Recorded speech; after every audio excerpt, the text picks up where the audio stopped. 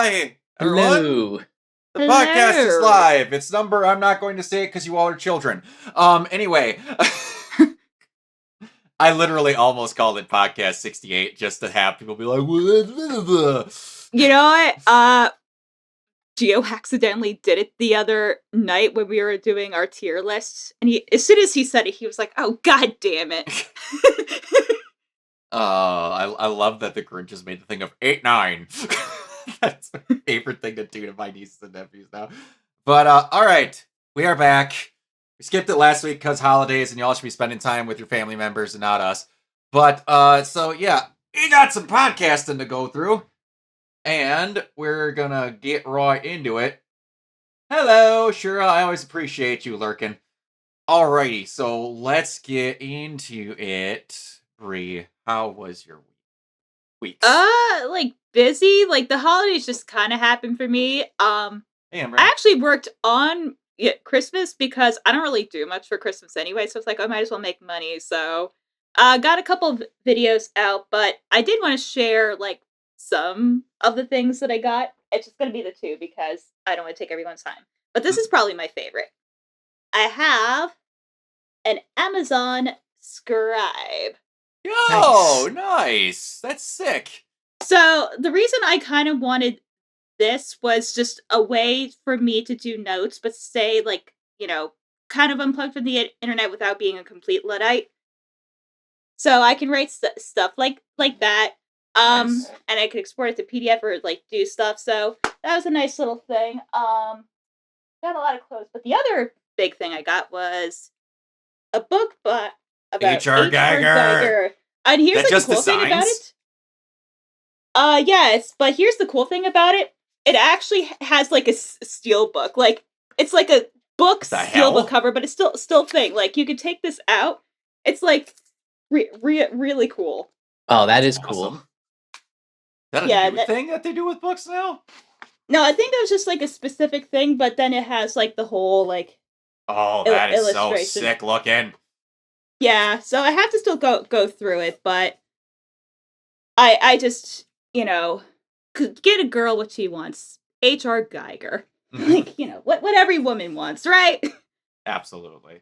And then caught up on Stranger Things, which we'll get to that in a minute. Right? We will, but I love that you and I, Brock, like we texted afterwards and we're like, we were right. I was terrified to even say it on the podcast because I thought I was going to get flamed over it, and I was 100% right.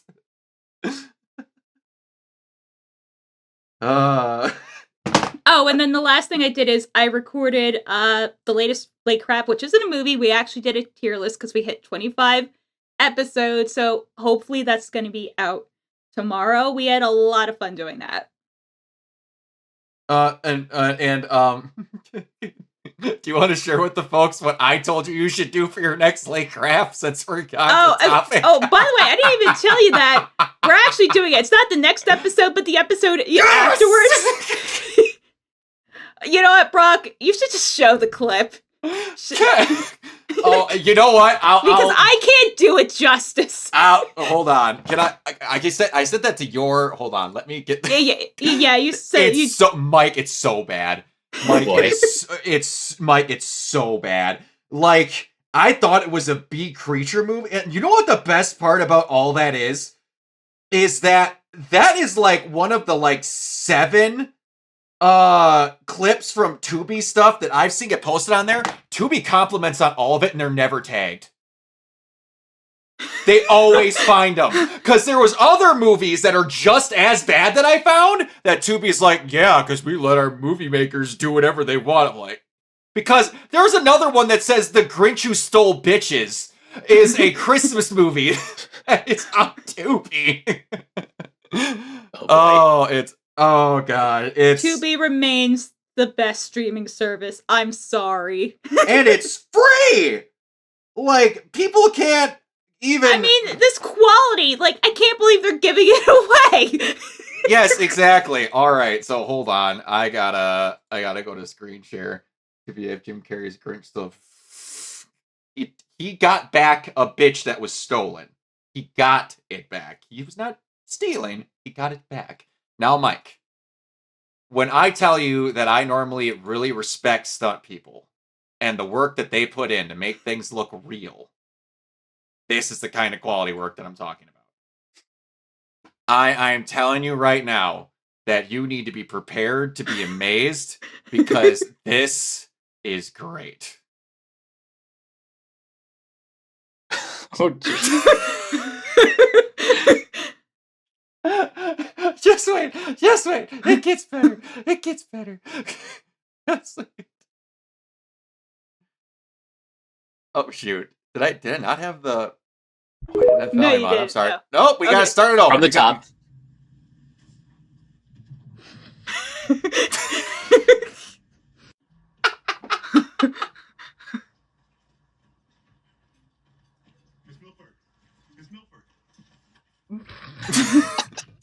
That's all it is. Someone lied and said the movie was called Broom the Reckoning. But was it called that? Do you have the synopsis on you? Yeah, give me like 1 second. Hold on. The synopsis is wild. The main character is that cop, by the way, that female black cop in the story. Okay, so this. All right, so this is from Rotten Tomatoes. Oh my god. Okay, I got it. There we go. I'm almost getting good at streaming. This is incredible. Almost. A determined female security officer goes on a mission to adopt a baby, but must first catch a crafty burglar to score a much-needed pay raise. Beautiful. 10 out of 10, no notes. Look at the photo. Here, let me zoom in. That is so bad. It's terrible. It's so bad. It has fewer than 50 ratings. Oh, that's not even like the worst one. This is gonna be the 1-2 punch because I think like either before or after this, we're doing a Lifetime original movie, an adaptation of Wuthering Heights in California. But what? Yeah, hold on, give me. Oh dear God. No, you guys need to. Oh, it's Wuthering High School. Oh no. No. God, no. Oh no. Francesca the Lost Eastwood. Oh, because quote unquote Wuthering Heights is coming out in February, so we were like, so you're trying to get this out before then? No, this is gonna be our Valentine's Day episode. That's fun. Oh, no. That's no bueno. All right. All right. Mike, how was your holiday? I would say overall my holiday was pretty good. I'm not going to share all of my Christmas gifts, but if I sound significantly better in this podcast, that's because I got one of these. He got himself a better microphone. It's the same one I have, so now we kind of sound the same. Yay! Yay! Whee! And in more exciting news, I bought a house. Yeah! Oh nice, God, dude! Awesome! Hell Yep. yeah! When's the move-in? The move-in's probably not going to be till like March or April, because we still have to close, which that's not till February. But we put an offer in on Saturday. They accepted the offer pretty much the day after. Nice. I got the inspection on Friday, and then it's off to the races from there. Hell yeah! Good for you, man. That's awesome. Trust me. It's an experience. You're always gonna be interested in something. Yep. Take it from the guy who's installing central air in his. Alrighty. So, for context, I've worked 4 hours in the past week and a half. Since last Saturday, no, the Saturday before last, I've worked 4 hours. Because of how our holidays lined up, we automatically had off Wednesday, Thursday, Friday last week and Wednesday, Thursday, Friday this week. So I had 4 days that I had vacation at the beginning of the year to use. I saw that, immediately slapped 4 days in there and got 10 paid days off using 4 vacation days. Nice. Beautiful. So I have been lounging around. But I did get some cool stuff, some stream decorations that I have to give credit for here. A cosplay friend of mine, Brooke, made this for me, which is awesome. Nice.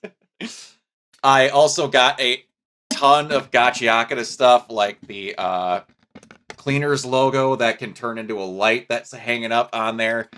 And I also got a Gachiakata shirt we're not going to show it. But because of both the cosplayer friends that I'm friends with and my brother-in-law, I am now completely caught up on here. Oh, hell yeah. So I was very happy. Now I am right up to date with everything on that. And up to date on the show as well. The last dub episode comes out tomorrow, so I'm very, very happy about that.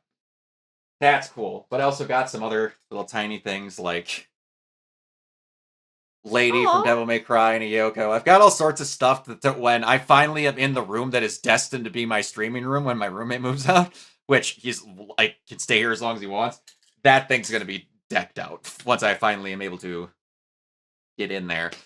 But yeah, it's been a really good break. I beat Assassin's Creed 3 last night. I finally got through that. Played all the Assassin's Creed Shadow DLC. Now I'm on to Liberation, so that's a good time. Yeah, it's been a good break. A very, very needed break. I also sold my Xbox finally.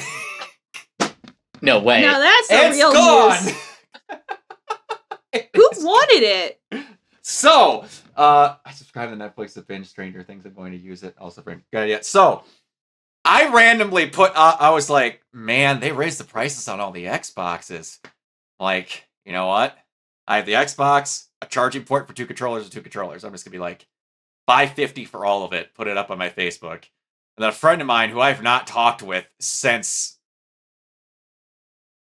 for like maybe 13 years that I forgot I had on Facebook was like, hey, is that Xbox still available? You really want it? He's like, yeah, would you take 500? I'm like, yeah. When do you want? He's like, I'm in town for Christmas. I'm like, sick. He's like, I like the accessibility of an Xbox, and I just prefer the layouts and all that. And I never got one during COVID. I'm like, it is yours. Take it away. So that was a quarter of my taxes I don't have to take out of my savings. So fuck yeah. My taxes also went down by $10. Oh, nice. That was a nice Christmas present. That was one of the most adult things that ever happened to me in my life. I opened up my taxes and I went, oh, it went down by $10. That's me next month. Because I was doing business at the bank. I was like, oh, when is my CD due? So I'm like trying to get that. I'm like, wow, being fiscally responsible. You like get a weird high, and then you're like, oh, I got a rebate. You do. It's crazy. When I try to tell my nephews that, like, why are you so excited? I'm like, you wait until you start paying bills. $10 on your taxes is awesome. Mm-hmm. All right. I'd even be happy if $10 only went up by $10. Alrighty. So let's get into the topics at hand here. Alrighty. So we are going to start doing some buy or sells before we get on to the main stuff. And the main thing is just going to be Stranger Things. But, all right. So, Mike, buy or sell that Timo Tshaggianto is set to direct a live-action Sleeping Dogs film starring Simu Liu. Yeah, I buy this. Timo's a good director. He can do action really well. I like the idea of him doing more Hollywood blockbusters. So yeah, this is a buy. Oh yeah, that game is meant to make you feel disgusting and like dirty. So that'll be really nice. Bree, buy or sell that a Bethesda director says he wants Fallout 5 to keep players playing for 600 hours, an experience where they can play 2, 3, 600 hours because that's the kind of games we make. Wow. Those are definitely words that were spoken, weren't they? God, like, I would hate Bethesda if their leadership wasn't so hilarious. Todd Howard is a great guy. He's fantastic. Oh, amazing human. 10 out of 10. 10 out of 10. Would meme again. Mike, buy or sell that when Finn Wolfhard was asked who cried the most after Stranger Things was ended, he answered, our agents. The best thing about that quote is that you can kind of take it both ways. On the one hand, the agents are crying because these kids are out of a job, but also they can crying get other jobs. Yeah, they're crying tears of joy because they don't have to come back. Yeah. All right, Bree, buy or sell that at Jump Fest, it was hinted that Mayumi Tanaka, now 70 years old, will continue voicing Luffy in One Piece anime remake produced by which studio? She asked the staff to let a new VA take over the role of Luffy, but her request was declined.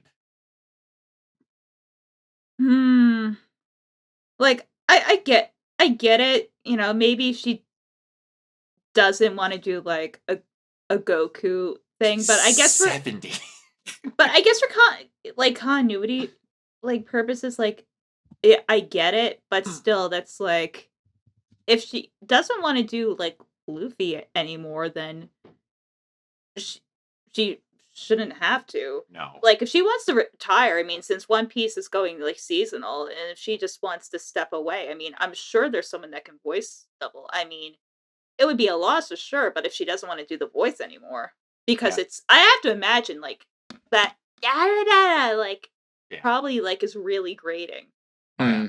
Oh, in before also the newest ongoing joke in the anime community is when One Piece people get to suggest a one-season anime to people. Oh. Yep. Because that's going to be the new joke from now on. Mike, speaking of... Okay. I just had to say one thing. There was another Shonen Jump related thing. And you know what? Anime fans are never happy. No. So No, of course not. Apparently people are upset that KyoAni is adapting Ruri Dragon, but like not for a few years. I'm sorry, probably need to start on it now. And like it'll come out later. Yeah, they have 2020 ?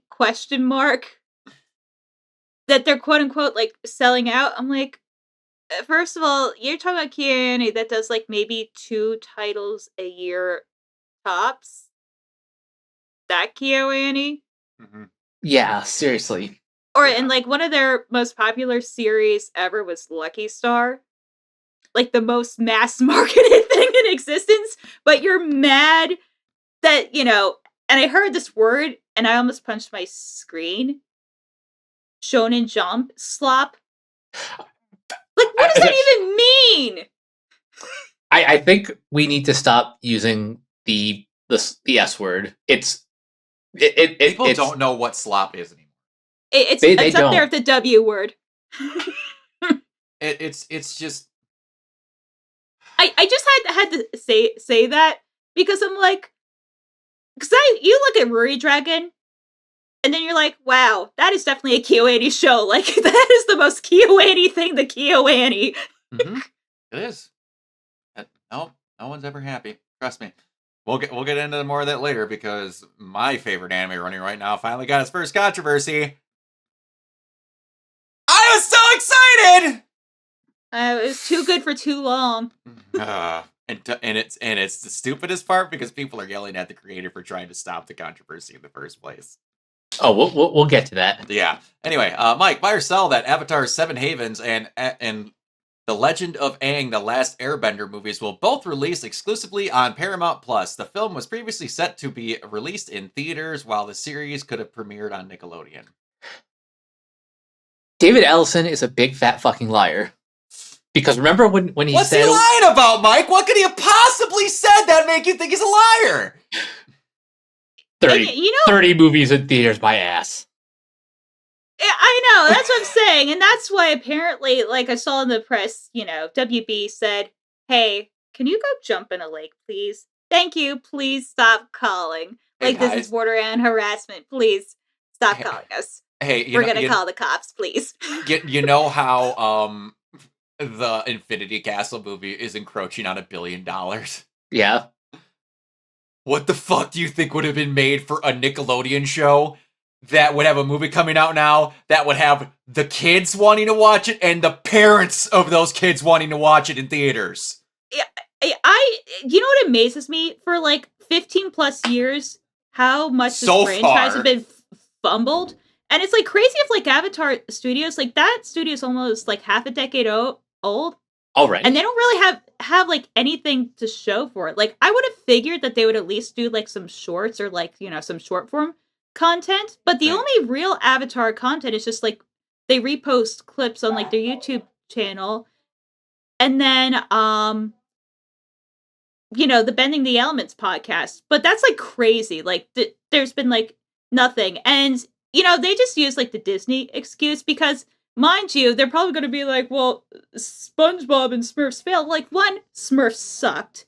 Mhm. Two, they released SpongeBob movie and you know, there's been a lot of SpongeBob movies with diminishing returns. But they also released it the same day as fucking Avatar, which contrary to what the internet says, you know, I swear to God, like, the other Avatar is probably the only unproblematic fandom. You don't hear nothing from them. They just show up, they watch their aliens, they go home. Mhm. Like, have you ever heard an Avatar controversy? Like, seriously.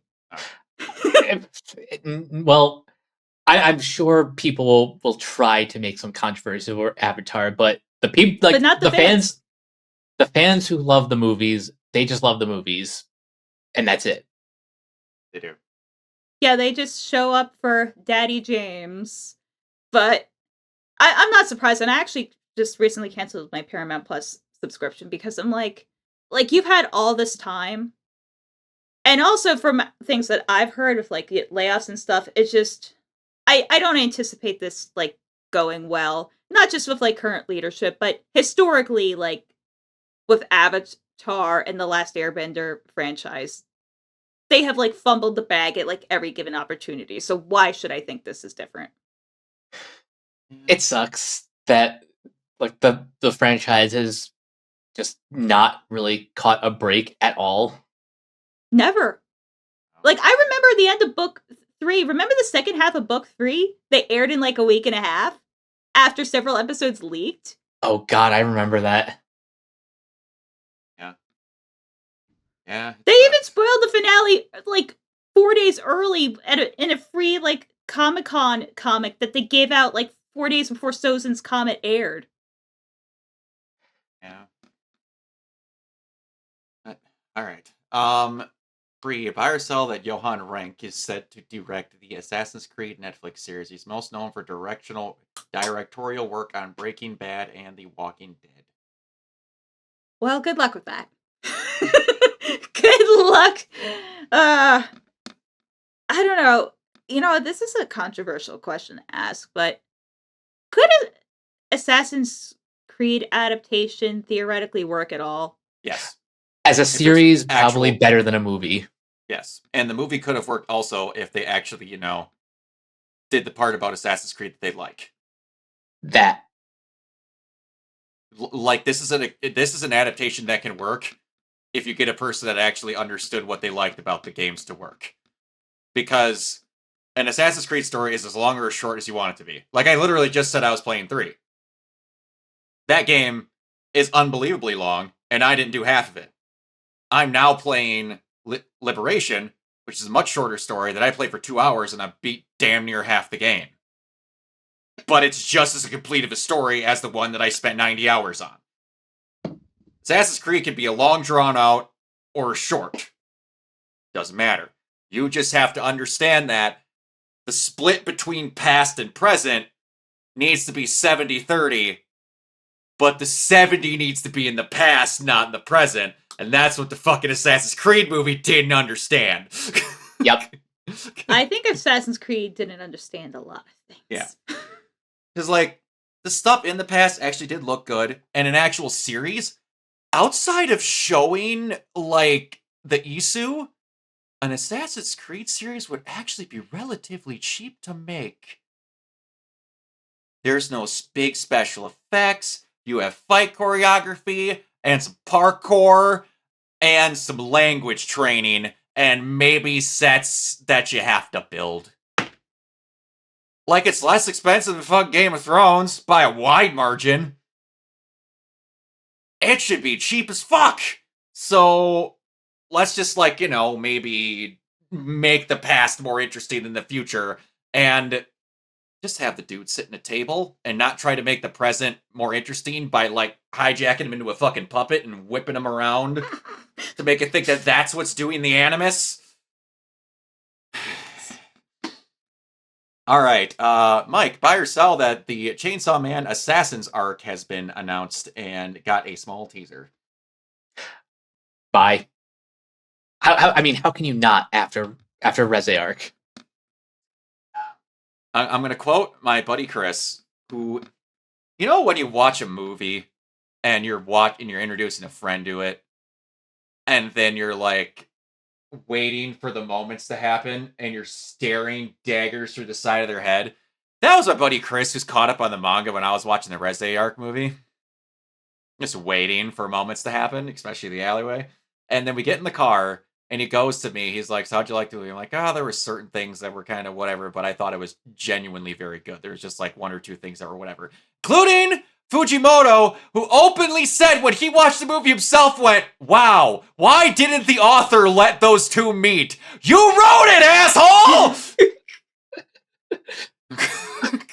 Fujimoto is an amazing troll. It's like that that Tim Robinson meme with him in the hot dog suit. Yes. We're all trying to find out who did did this. But, like, he genuinely went, he's like, I think I might have been a little bit too mean, not letting them meet. I'm like, you don't say. He's also openly said that version that the show has done is the canon version of how it should be.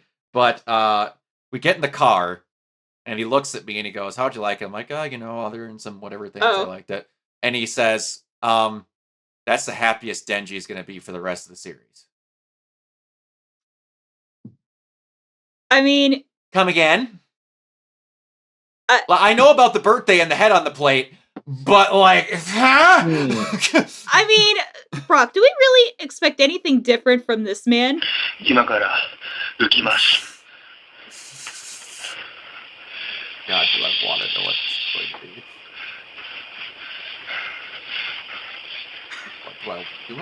What is... Oh. He's an odd individual. He's a very odd individual.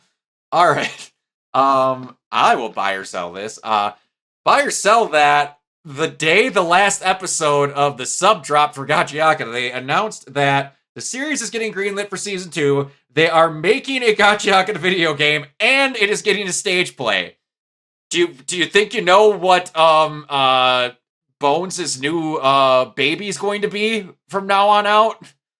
Yeah. I can't wait to see how much budget's put into the next season now that My Hero's done. But it's a survival game in the pit and other stuff, so that sounds cool. But the game release is to be announced. It's a survival action RPG, and we're gonna get into some other things involving that. I'm just like, thank Christ it's not an arena fighter. Like, thank Christ. No, it's not. Thank God. But there was people complaining that it wasn't, because no one's ever happy. But you should probably, Umbreon, you should probably watch this. It should be one of the best animes I've watched in the past decade. It's the reason I started watching anime up to date, was because of Gachiaka, specifically. And it's like, here, like, can you name, like an anime arena fighter based on an IP that's been good? I heard some people liked Jump Force. Oh, you mean the T-posing? Don't know. I don't know. Like, Frieza T-posing and levitating was incredible. I All right.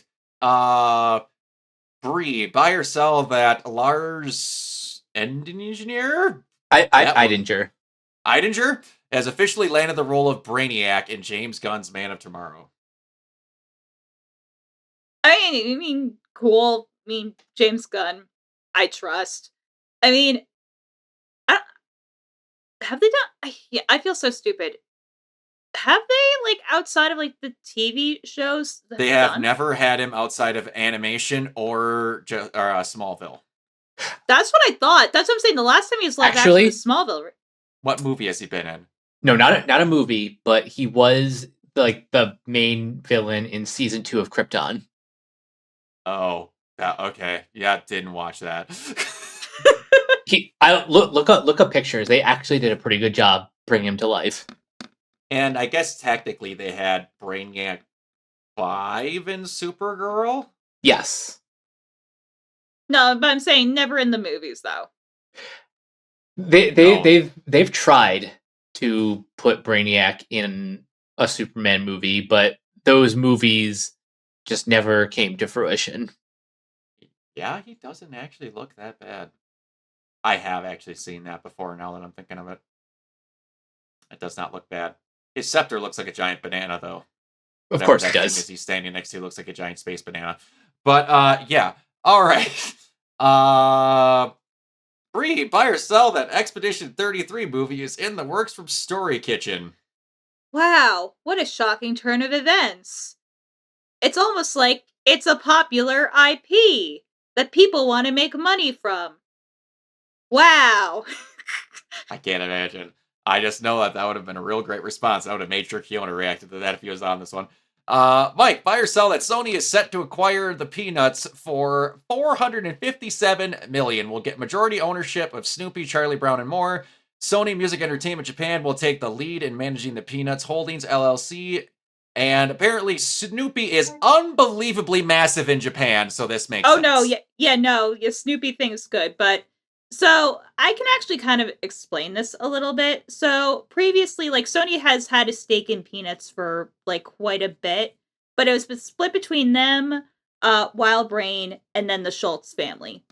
So basically what's happening is Wild Brain is selling their portion to Sony, but the Schultz family still has 20% ownership and like some creative control. Yeah, this is.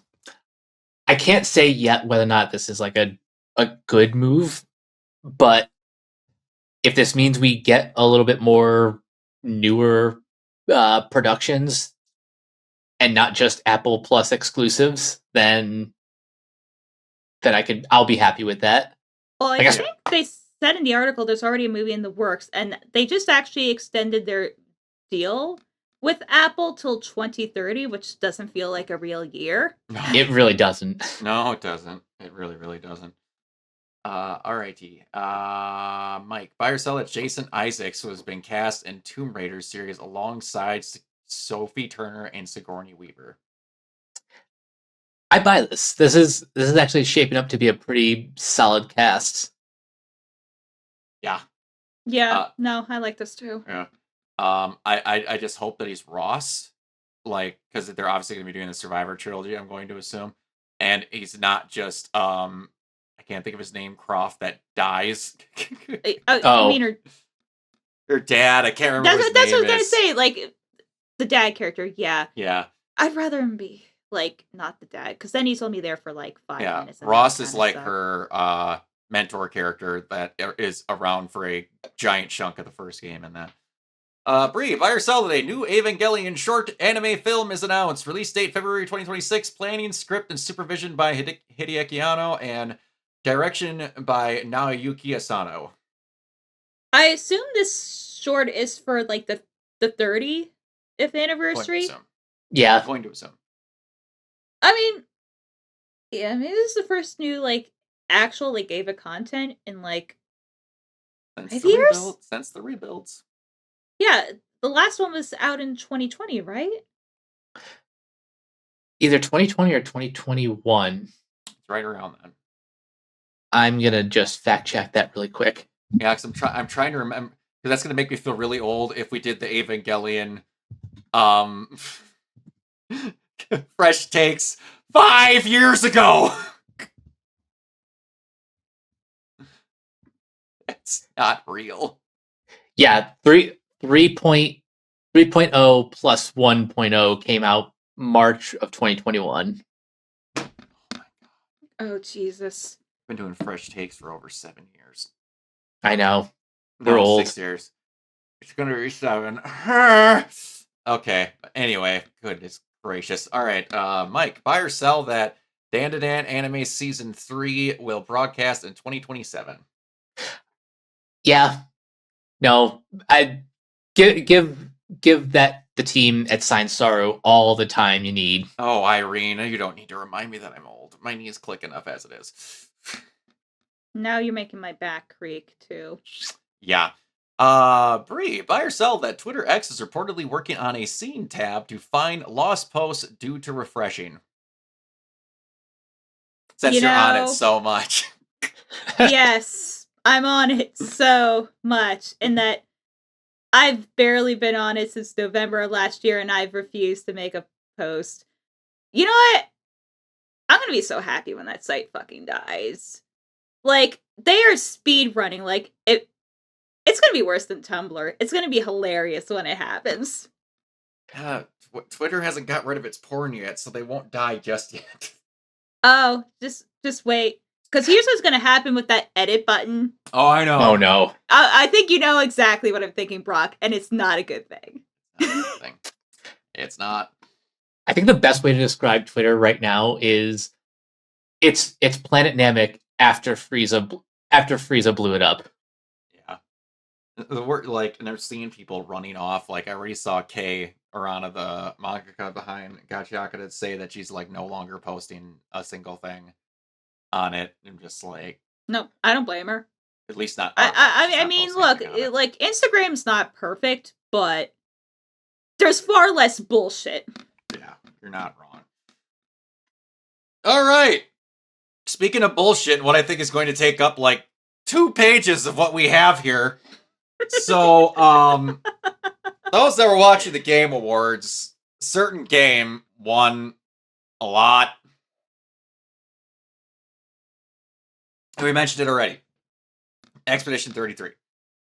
And the CEO, or not their CEO, one of the artists in their infinite wisdom, decided to mention, after winning Game of the Year and Best Art Direction, decided just to go, it'd probably be the best thing to mention that we use generative AI for our concept art.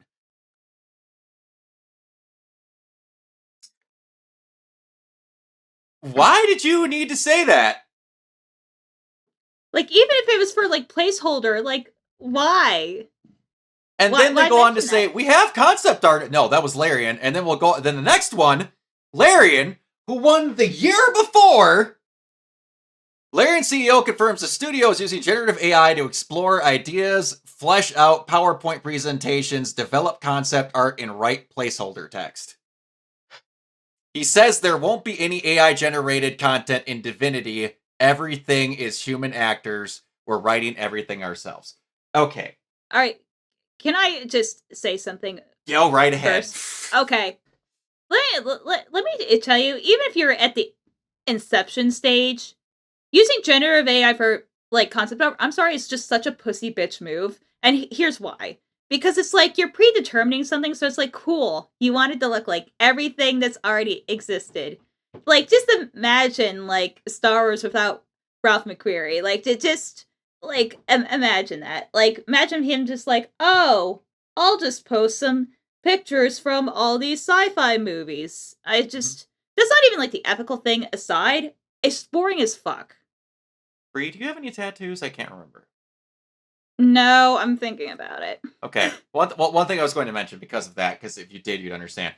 So, I have a couple. Just, a few.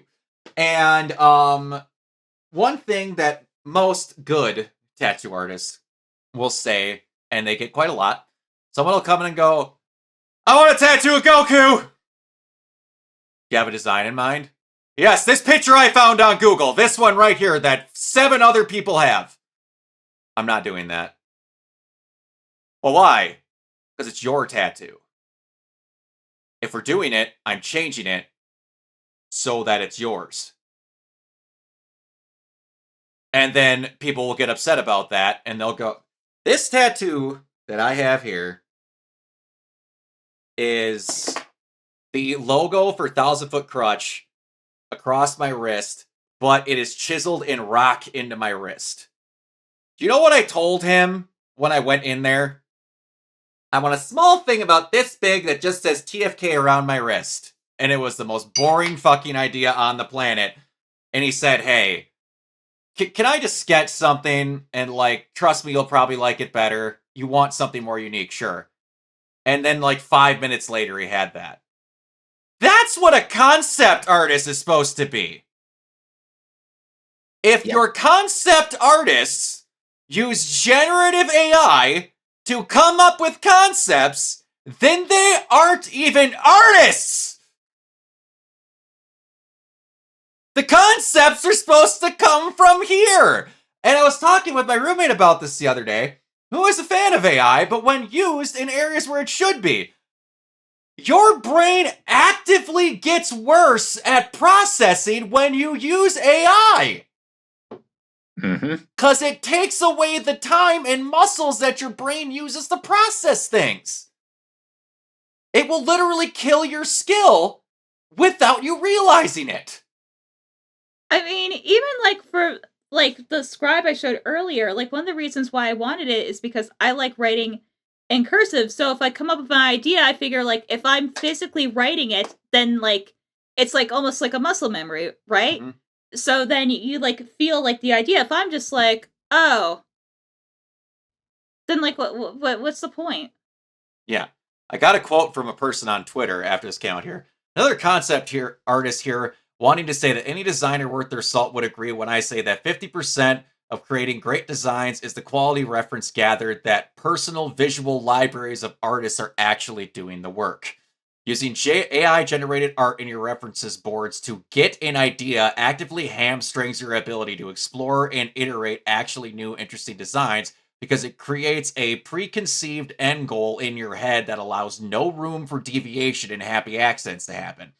The greatest concept artists I've ever met and are people who expose themselves to new things and are truly curious about the world.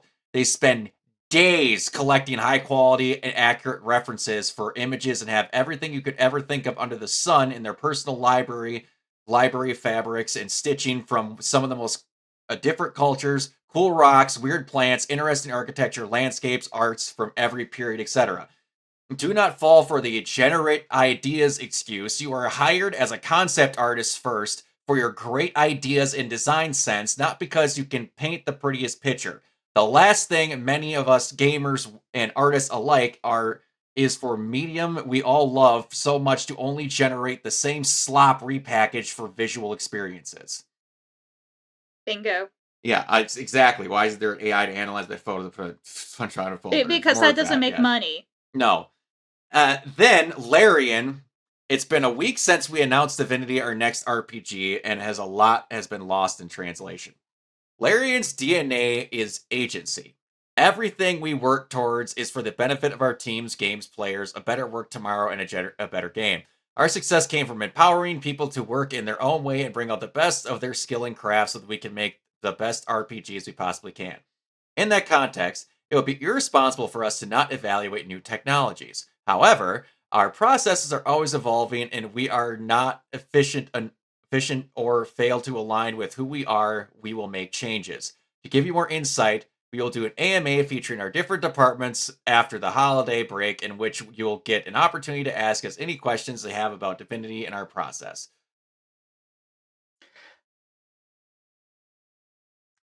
That sounds like, hey, we're going to make sure you ask us a bunch of questions and we won't say stuff you don't like, so you like us again, huh?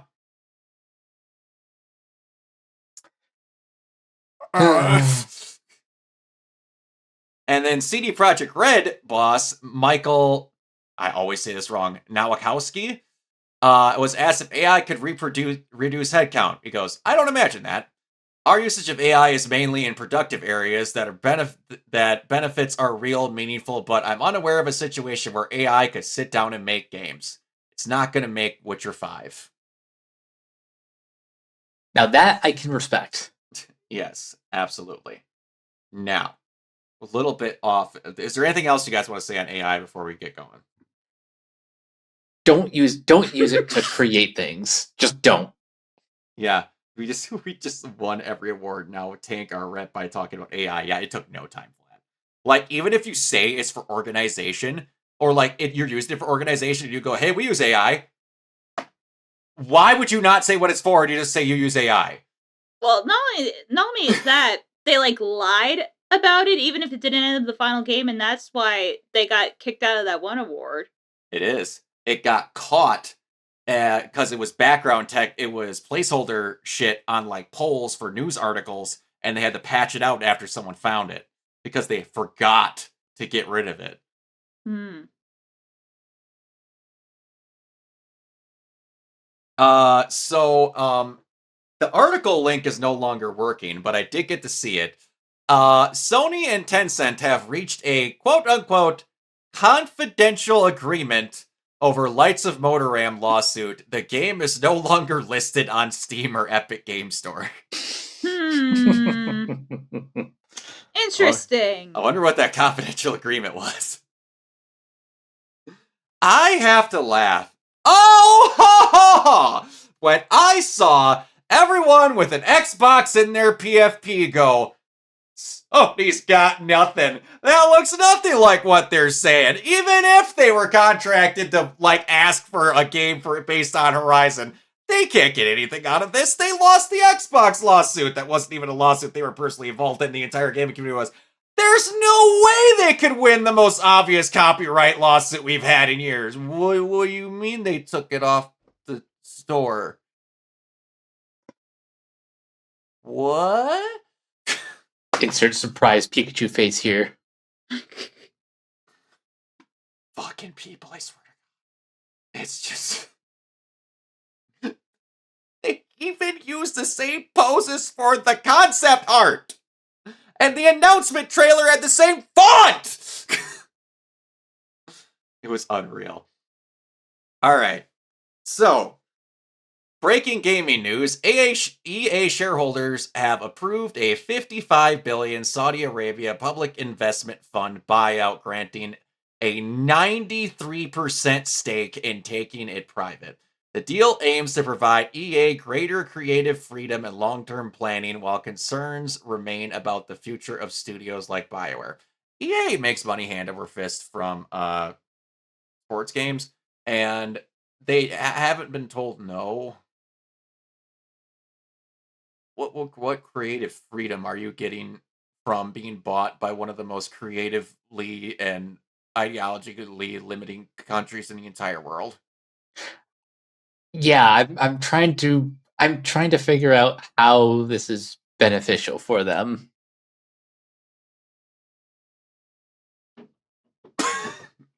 Just like I would love. Oh, I would love. My dream jobs are voice actor, Grinch impersonator at Universal Studios, and the guy that comes up with PR for gaming studios. Like, I just want to be in the room and go, all right, so how bad do you want me to make this sound when I actively say the opposite of why you sold? How bad do you want me to make it sound? Because I can make it sound really bad. This just reminded me of those College Humor shorts with the CEO. The CEO? What? This is cotton candy. Why? If anyone has not seen the CEO talks with Brendan Mulligan from College Humor, it's legitimately one of my favorite series in all of creation. My favorite is the Oreo one. Oh my gosh. The Oreo one, the AMC Movie Pass one's really good too. But like the 4 or 5 versions of Tide, where it's all of them. Oh, they're so good. Oh god. The Burger Razor's another one too. Yeah. Now you just like gave me psychic damage, because now I just suddenly remembered about like the Tide Pod challenge and Rob Gronkowski saying, "Hey kids, don't eat Tide Pods." Yeah, and the fact that the infinite wisdom of Rob and people like to forget. Do you know what started that stupid fucking challenge? Or what started them even thinking Tide Pods were edible? This whole thing? Pineapple on pizza. Wait, what? So there was a meme that went around when they were like, what could be worse than pineapple on pizza? And then it showed a, like, meme of Tide Pods sprinkled on a fucking pizza. That thing circulated for like a month, and then randomly, kids started eating fucking Tide Pods! Just to see, oh, I could survive it. It actually wouldn't be as bad as what you're saying. Pineapple on pizza ruined everything! And I say this as somebody who actually likes pineapple on pizza. Good God. Oh, so bad. All right. All right, we got two things for Bethesda here because they're my favorite. Bethesda Game Studios boss Todd Howard has stoked the Fallout 5 hype by saying the franchise is the one we're still doing the most work on above anything. You haven't outright announced any sort of plot, title, basic design or anything for Fallout 5. But you're doing more work on it than Elder Scrolls 6, which you announced 4 years ago when you hadn't even started working on it for 3 years after that. You're doing more work on Fallout 5. So Elder Scrolls 6 is going to come out on the PS7 is what you're telling me? What in the actual fuck are we doing, Todd? I bet he's just saying this stuff because the Fallout TV series is a thing, and he just wants to stay relevant. Well, he wasn't even being interviewed about it. That was the weirdest part. He was being interviewed about Elder Scrolls. And he went, yeah, we're doing a lot of work on Fallout 5 that we haven't said a fucking thing about. Imagine, Todd, if you were actually good at your job. Yeah, fucking imagine. Speaking of things that Bethesda's done great, reportedly, Starfield is heading to the PS5 and Switch 2 in 2026. And this is part of the rumor that it is said to be a Cyberpunk 2077 2.0 scale update that will reinvent the entire game, including seamless space travel, which, Mike, the game about space doesn't have space travel in it. Trimming the loading screens and adding seamless planet hopping and new DLC. Umbreon just said it. That game couldn't run on Series X's. I can't wait to watch that thing operate at 5 frames a second on a Switch. Docked. Actually, yes, docked. I actually can't wait. I can't wait. And one of the biggest things of why they've been using the same engine since like Oblivion. What And it's engine been do they use again? the creation engine. It's their main in-house engine. The only one that didn't use it was the Oblivion remake because some other studio made it using Unreal Engine 5. Yeah, I was just about to say, why the fuck are they not using Unreal Engine? Because then at least it would probably run on a Switch just fine. Because they can't make their games the way they say they want to if they don't use this creation engine that has been a buggy mess for 3 generations straight. And, like, here's the thing. They make fucking movies with Unreal Engine. Like, what the fuck are they talking about? Like, that's part of what they use for stagecraft. Like, literally, that it just runs Unreal Engine in real time. You're telling me? Need a new engine if that's what they're still using. Oh yeah, no, but don't worry. Wanna know what's better? Hey, but you know what? They can make a better engine because now they're owned by Xbox, and Xbox is owned by Microsoft. Which, if you're owned by Microsoft, you're going to have all this money to do all these things that you need to do. Xbox Wrapped isn't coming this year because Microsoft's marketing budget doesn't have enough resources. Oh, this is why you sold your Xbox. Do you know what Xbox's marketing budget is currently doing right now? Nothing! They literally weren't at the Game Awards, except for some stupid walking through a hallway showing that game came out. That one too. Where's your budget? It's You're an a Xbox. multi-trillion-dollar company. Their budget's an Xbox. Don't worry. And you know what? I bet when we look at how many Xboxes sold this year, we're gonna know that money's coming in, and it's coming in hot and fresh. Xbox sold 1.7 million units this year. Fuck. The Nintendo Switch that launched in 2017 sold 3.4 million this year. That's sad. And the PS5 sold 2 million units last month. But don't worry, guys. The Xbox brand is alive and well.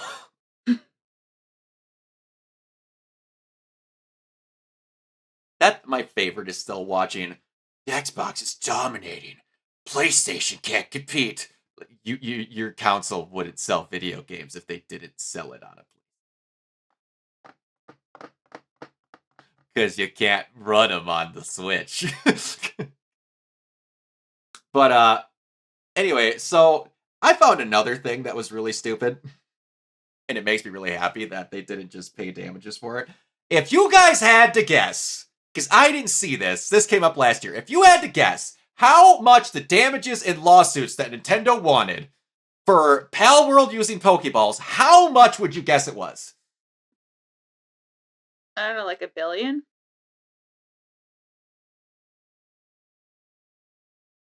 All right, 500 million.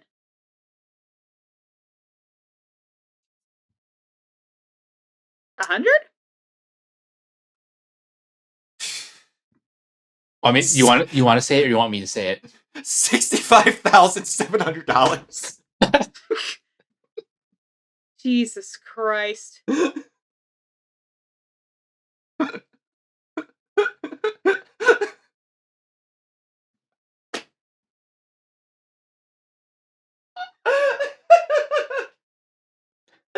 they said no. And they are winning in court.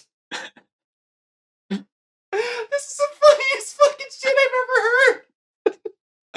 This is the most no. You don't get to play on my Xbox unless you give me $5. And they punch the kid in the face and play it on the Xbox anyway.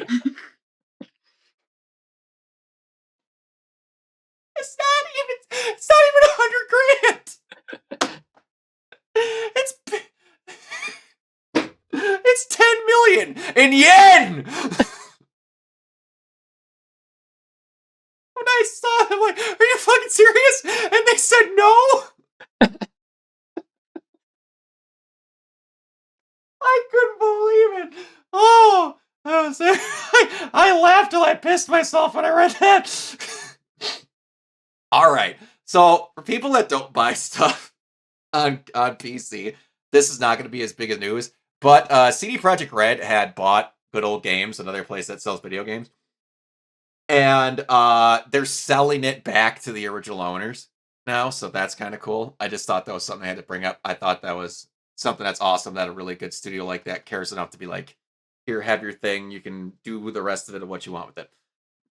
All right, folks. Buckle the fuck up, because we're about to talk about Stranger Things.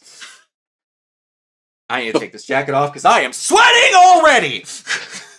Before we get into that episode, general thoughts on the season, because I'll say this: my viewing experience this time compared to even like the last season has been different. Maybe it's because they decided to drop these during the holiday season, which made it impossible to binge like the entire thing. But also, I don't know, maybe it's because I'm burnt out from waiting too long between the seasons, but I just didn't feel the urgency to watch it all in one sitting, which isn't necessarily a problem for the story, but we'll get to that. So, you know what my general viewing experience has been this season? Hey man, I got a plan. Your plan sucks. We did the plan anyway. And then repeat that 17 times. I mean, people are just being weird about it online. I don't think the writing overall is atrocious. It's not atrocious, but it's worse. Well, here's the problem: is that it really, like, last season there's were signs. I mean, here's like my personal opinion. I think the show started to take itself like too seriously. Because I feel like seasons 1 through 3, like people can be like, it's season 2 and like parts of season 3, but those are overall really balanced. Like, I don't think there was, colossal like shifts in like its tone or like quality or all that. And I know say things that are controversial, but this is probably like one of the more controversial things that I'll say before we get to the other controversial thing later, Brock, because you and I have some thoughts on that. The problem for me with Stranger Things is, and I really hate to say this, it just, and you know what? Because I was actually watching with my mom, and she said this, and I think there's some truth to this. This season has felt like they're just writing an ending. And, for all the talks about the epic conclusion, it just seems like there's a sense of, like, urgency, like, out of nowhere that, I'm not sure, like, how many seasons, because I'm sure, like, Netflix, because we have to kind of go back in time a little bit. 2016, the biggest Netflix original is probably, like, Narcos and House of Cards. House of Cards, yeah, I would say that. Like, and then what was that? Not Rome. It was a time period one that they had for a little bit, but then they canceled. was it Marco Polo? Marco Polo, yeah, I think that's what it was. That's what I'm saying. They were not prepared for something like Stranger Things to blow up the way that it did. Like, they did the standard, because I was there when it happened. Because I saw they'll do the little thing in Times Square. Like, I don't think anyone expected it to become what it did. So then they're like, fuck, so like, what are we gonna do? And sometimes that happens. And I get that. Like, I'm not faulting anyone for that. However, years down the line, it doesn't feel like they've ever really had a plan, like any sort of like overarching, character arcs or anything like that. And I feel like each season it's gotten more noticeable that they don't have a plan. I think that they had I think, I'm going to be honest, I think they had an overall rough outline, but then got, I don't want to say this, a little bit up their own ass too much when they started adding certain things that they wouldn't know how to resolve while writing inside of that outline. Yeah, there's probably a degree of truth to that. Because there's certain things where we're going to talk about the actual season here. One thing that they have said that we don't know what the upside down. I can honestly believe, because they said this after last year, and if you looked at things in the last few seasons where you're talking like the Mind Flayer stuff and then Vecna, when they show where Henry got sent, it does not look like the upside down. It doesn't. And so the idea of the Abyss thing could very well have been something that they've had for a while. And one idea that I really like about that they've introduced and shown this year is the wormhole thing. You know what this reminds me of? The place that Nightcrawler goes through when he bamps. Oh, yeah. Like the in-betweener hellhole when he goes from one spot to another.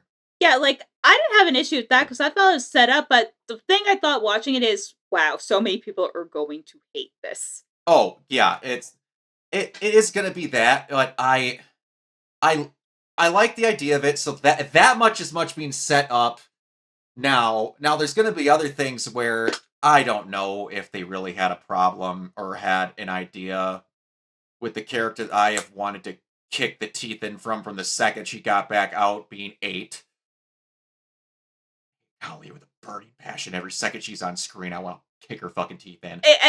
Like, here's the thing. We're the spoiler, so can we just go, like, full mask off here? Yeah, they're spoiling. Anyone's watching this that wants to not be spoiled, leave the stream. Yeah, Okay, seriously, you know- because we're getting into it. Yeah. I'm calling bullshit at this setup. They don't have the balls to kill 11 off. Oh, hell no. Because here's the whole thing, and this is how I know. So they conspicuously show in, like, that memory thing of, like, Henry. That guy was a fucking, like, communist spy, and that's where Henry's powers come from. They can undo that, and then everything's going to be okay. Like, I would be shocked if they actually went with that ending. Like, I don't think they're going to do it. What the fuck do you They- think is yeah, in they that won't. suitcase?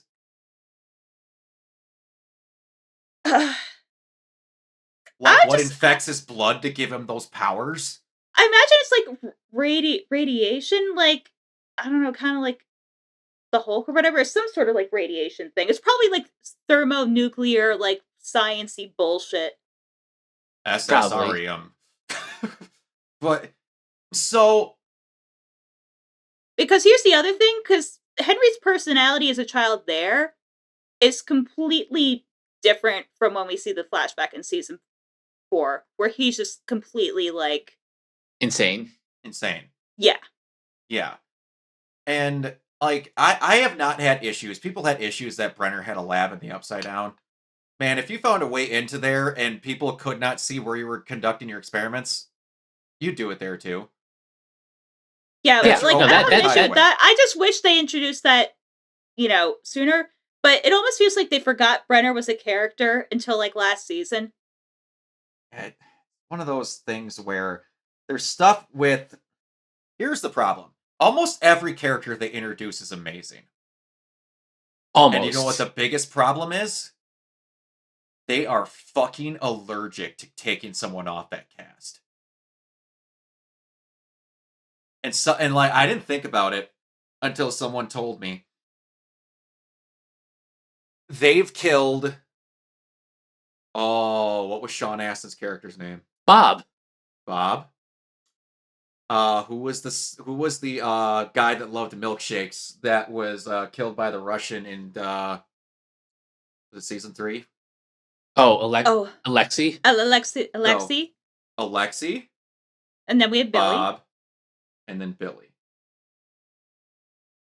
We have had supernatural hound dog demon creatures. And Billy and Eddie. Yeah, In these I 5 mean, seasons, Barb doesn't we've- really count. No, we've lost like 4 major characters in this show. They have a main cast of like 17 people at this point. Yeah, that's the thing, because I've seen some people even comment on how death doesn't necessarily need to be the end of every character's journey, but Someone does. hold on, let me finish. Yes, it's true that like even I get tired of people who think like death is the only like stakes that any show can have. But here's the difference. The reason why people are almost begging for characters to die in the show is because the show has a problem with adding too many characters and killing off the wrong ones. Like, I will say, Bob made sense. Eddie made sense. Billy to agree made sense. Now, here's the thing. Maybe they use the excuse we're not going to kill a kid. But that leaves you the options of Nancy, who has spent her entire life protecting Will. Would really kind of suck for Nancy to die. Oh, you mean Joyce? Or Joyce, sorry. Joyce. You have Nancy and Jonathan, which their options. Steve, you're going to have a revolt the size of this country if Steve dies. And now they've had the whole big thing where they showed Dustin saving his actual life because Steve's borderline suicidal. So, don't know if they're going to do that. And then you have the adults. all the other adults. Now, Murray could see something happening and it not being that big a deal. Hop, I don't know if they're going to actually kill. They had a chance to do that at the end of season 3, but then... And they didn't. Yeah. Because Hop was too big of a fucking character and too important to 11's character development. Which I get, but you do not do fake out deaths when you're afraid to kill a member of your main cast of 900 characters at this point. To the point of where you're now having to come up with plot lines for these said characters that are just redos of a plot line you've already done for a character who's in the middle of that same plot line. Last time we had this podcast, I was not happy about the writing choice of, man, Will's got to have a plot line. We're going to say he was gay this entire time.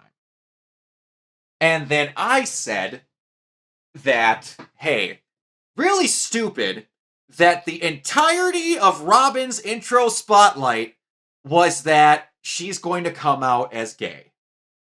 And that's going to be a rather big deal. To the point of where the guy who she thought he was going to end up with is the guy who stole away her first crush. Being Steve. And then they become one of the best groupings or like duos in the show. So then we make her plotline this season hiding the fact that she's gay. And this is what I talk about where people try to shoehorn things in areas where they don't make sense. Not only have you gone out of your way to say that a weakness that Will has is the fact that he's gay, they've openly said that's a weakness of me and I need to let everyone know that so that way Vecna can't use that weakness against me. That's dumb writing. And B, during this big emotional send-off moment that they had to have right before we go to war to save the world, he literally shreds Robin's entire plot line and went, but me though. He even mentions that someone else was his plot points for Robin. He says point blank while he's staring daggers through Mike. And he's like, that was my Tammy. I did this and that and the other thing. And also this other thing that Robin went through. But me though. But what if it was me though? I can now be a strong character because I have people know that I don't like girls. Hey guys. What is the word they're unbelievably afraid to use? Does it begin with the letter G? Yeah, and it might rhyme with gay. I understand it's the 80s, but what are we doing if you're going to lead up to this giant moment to where it's so important that before we go invade the thing that's going to destroy the world in 3 hours, we need to have a long, drawn-out 20-minute explanation of you telling everyone you're coming out because Vecna told you that, hey, they ain't gonna like you if you don't like women. Which is, like, okay.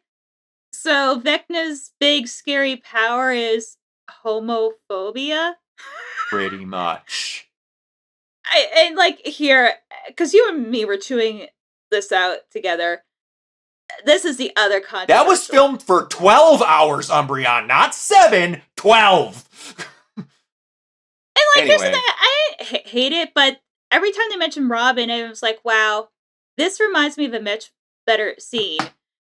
And here's like the whole thing with like Robin, is they spend all of season 3 setting up her character. Like, oh, this is going to be Steve's new love interest. Oh, they're, you're stupid, Baka, and then they're going to, the end. But then it ends up not being that. And then since we get to know, Yes, exactly. But since we know Robin personally, it has emotional weight. And not only that, but the plot device that they use to set it up with like the truth serum, like that is such a clever way to like set that moment up. And it makes sense for like what's happening. And even though it's in a bathroom, it is like a very like intimate scene. Yeah. Mm-hmm. This is like the opposite of that. And then here's the other difference and why comparing, to Robin was probably like the worst thing that they could have done. Hold on, can I say it? Yeah, you could say.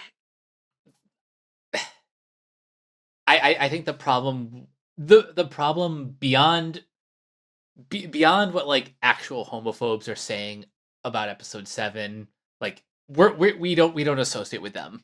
Oh. But the problem with that scene is not the scene itself. It's the fact that, if we're being completely honest, throughout these 5 seasons, Will doesn't really have a character. His character is being Joyce's son, and a thing that was used to get the Upside Down into Hawk. Like, Will is literally a walking, like, plot device. And, like, even, like, last season, he was supposed to be a big character. Like, this season, like, he was barely in season 4. Like, he was They just forgot when his birthday was, and they had to edit it and change it. That's bad. It's like, what is Will's character and personality even supposed to be?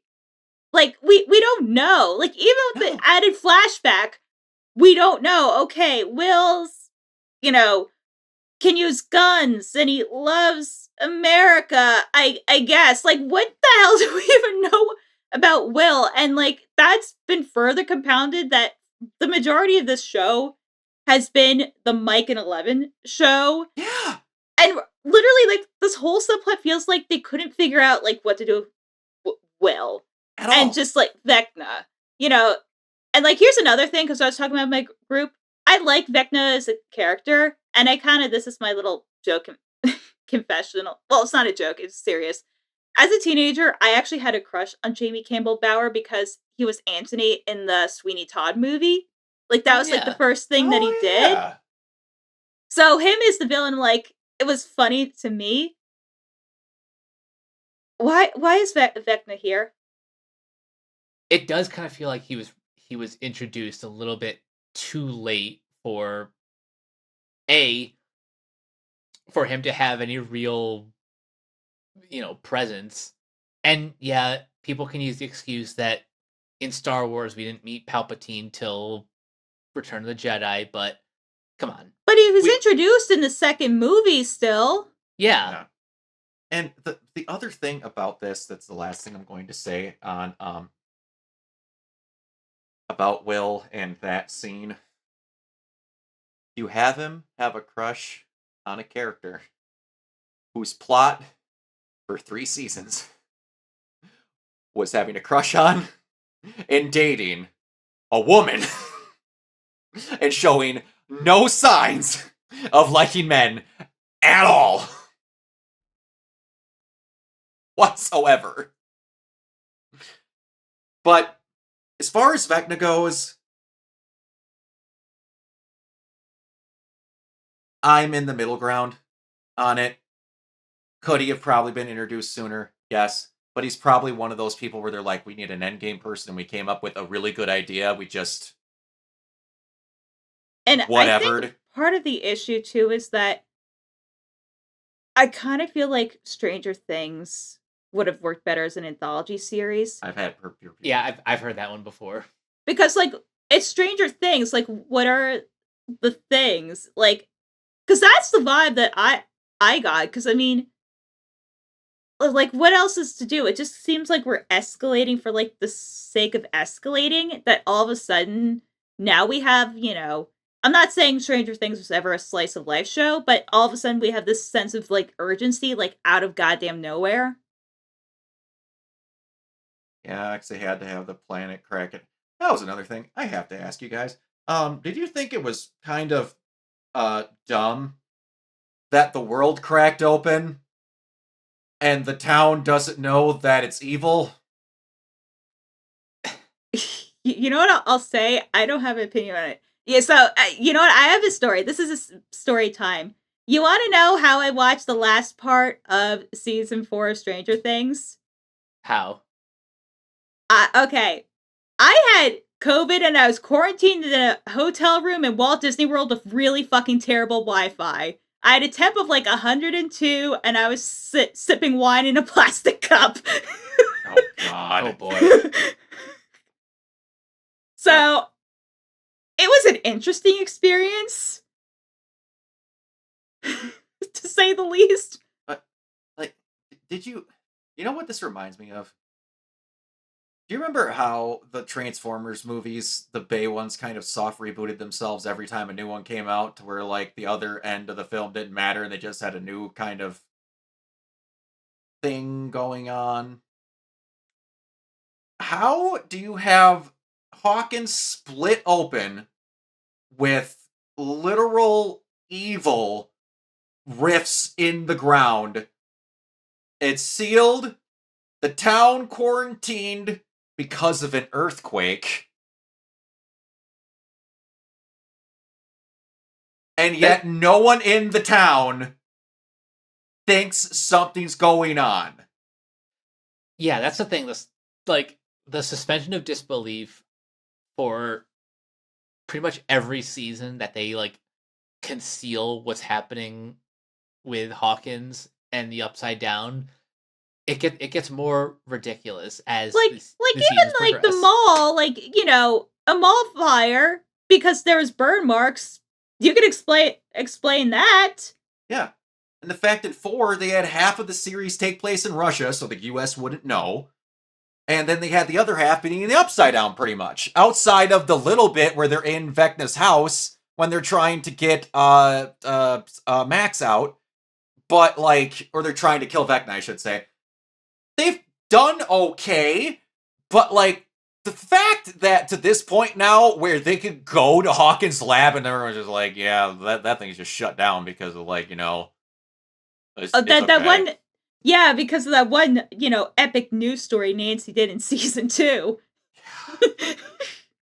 No doctors, no one saw these demon dogs walking. It's just, they've done an okay enough job, but it's just, for anyone who's played Devil May Cry 5, or like, I know someone in here because Irene's in here, a giant tree bursts out of hell and is spreading into the sky. It's like that happened and everyone went, well, yeah, they just cut it down. It was a big tree. And also that the town is just, like, kind of fixed after these giant earthquakes. How do you have electricity? How do you have schools running? Why did we wait? But the military's there, Brock. You know, they're very helpful, that military. Yeah, this reminds me of also in the second Resident Evil movie, which I like, by the way. They set up a, like, 40-foot tall metal wall around all of Raccoon City within a week. And Raccoon City is multiple hundreds of thousands of people live in this town. So this town is giant. Yeah, that's the other thing. I did not care for the military taking over Hawkins. They take over Hawkins to have operations in the Upside Down. And, like, here's the other thing. I'm just thinking about this now. We never really see the reaction of the families. Like, everything is, like, running normally in Hawkins. Yes! It's 6 months later and everyone's like, well, did you get the eggs, honey? Yes, I did! Nothing! And Max has just been in a coma for 6 months? In the 80s, they're just like, yeah, she'll come back eventually. No? And, like, I'm still enjoying parts of this, but Like, Yeah, I that's don't. the thing. That's the like, thing. Watching the show, I'm genuinely enjoying it. Yeah, But same. yes. Like, I don't. It's not one of those things where I've watched something where I've gotten, like, actually mad. No. It just, for me, it's, like, funny because I'm doing, like, screenwriting and I'm like, texting like my writing friends, "Hey, are you Meh. feeling this too?" Yeah, it's just, and then like they do certain plot points to get to certain spots, and then people complain about things also in the show that I don't think like once a complaint happens one time, it then has to get ushered on to everything else. Like there's one that I'm going to clear up that a lot of people that actually just are being mad at the show for being mad at the show. So when uh what am I trying to think? Holly and Max, when they're out, when they're in the whatever, they're in a chunk of the upside down that is past where he can't go. So yes, I have seen the memes of them starting a podcast and doing whatever when they're supposed to be running. All right. Can I say one thing? Yeah. All right. I think the new actress that plays Holly does a great job. But this is like JoJo aging. Like, bullshit, she is like 8 or 9 years old. Bull fucking shit. It didn't even register that was a new actress. That linebacker is clearly 14. Andrew Reed, age 13, 6'5". Jotaro Kujo, who could bench press a bus, is clearly not got his driver's license. I don't know what you're talking about. But they have this moment where she's telling her, like, hey, you need to believe in this, need to do whatever. My friends are good. That's going to stay open because I realize I don't need the music anymore. So we literally can't have this close out if the music isn't there.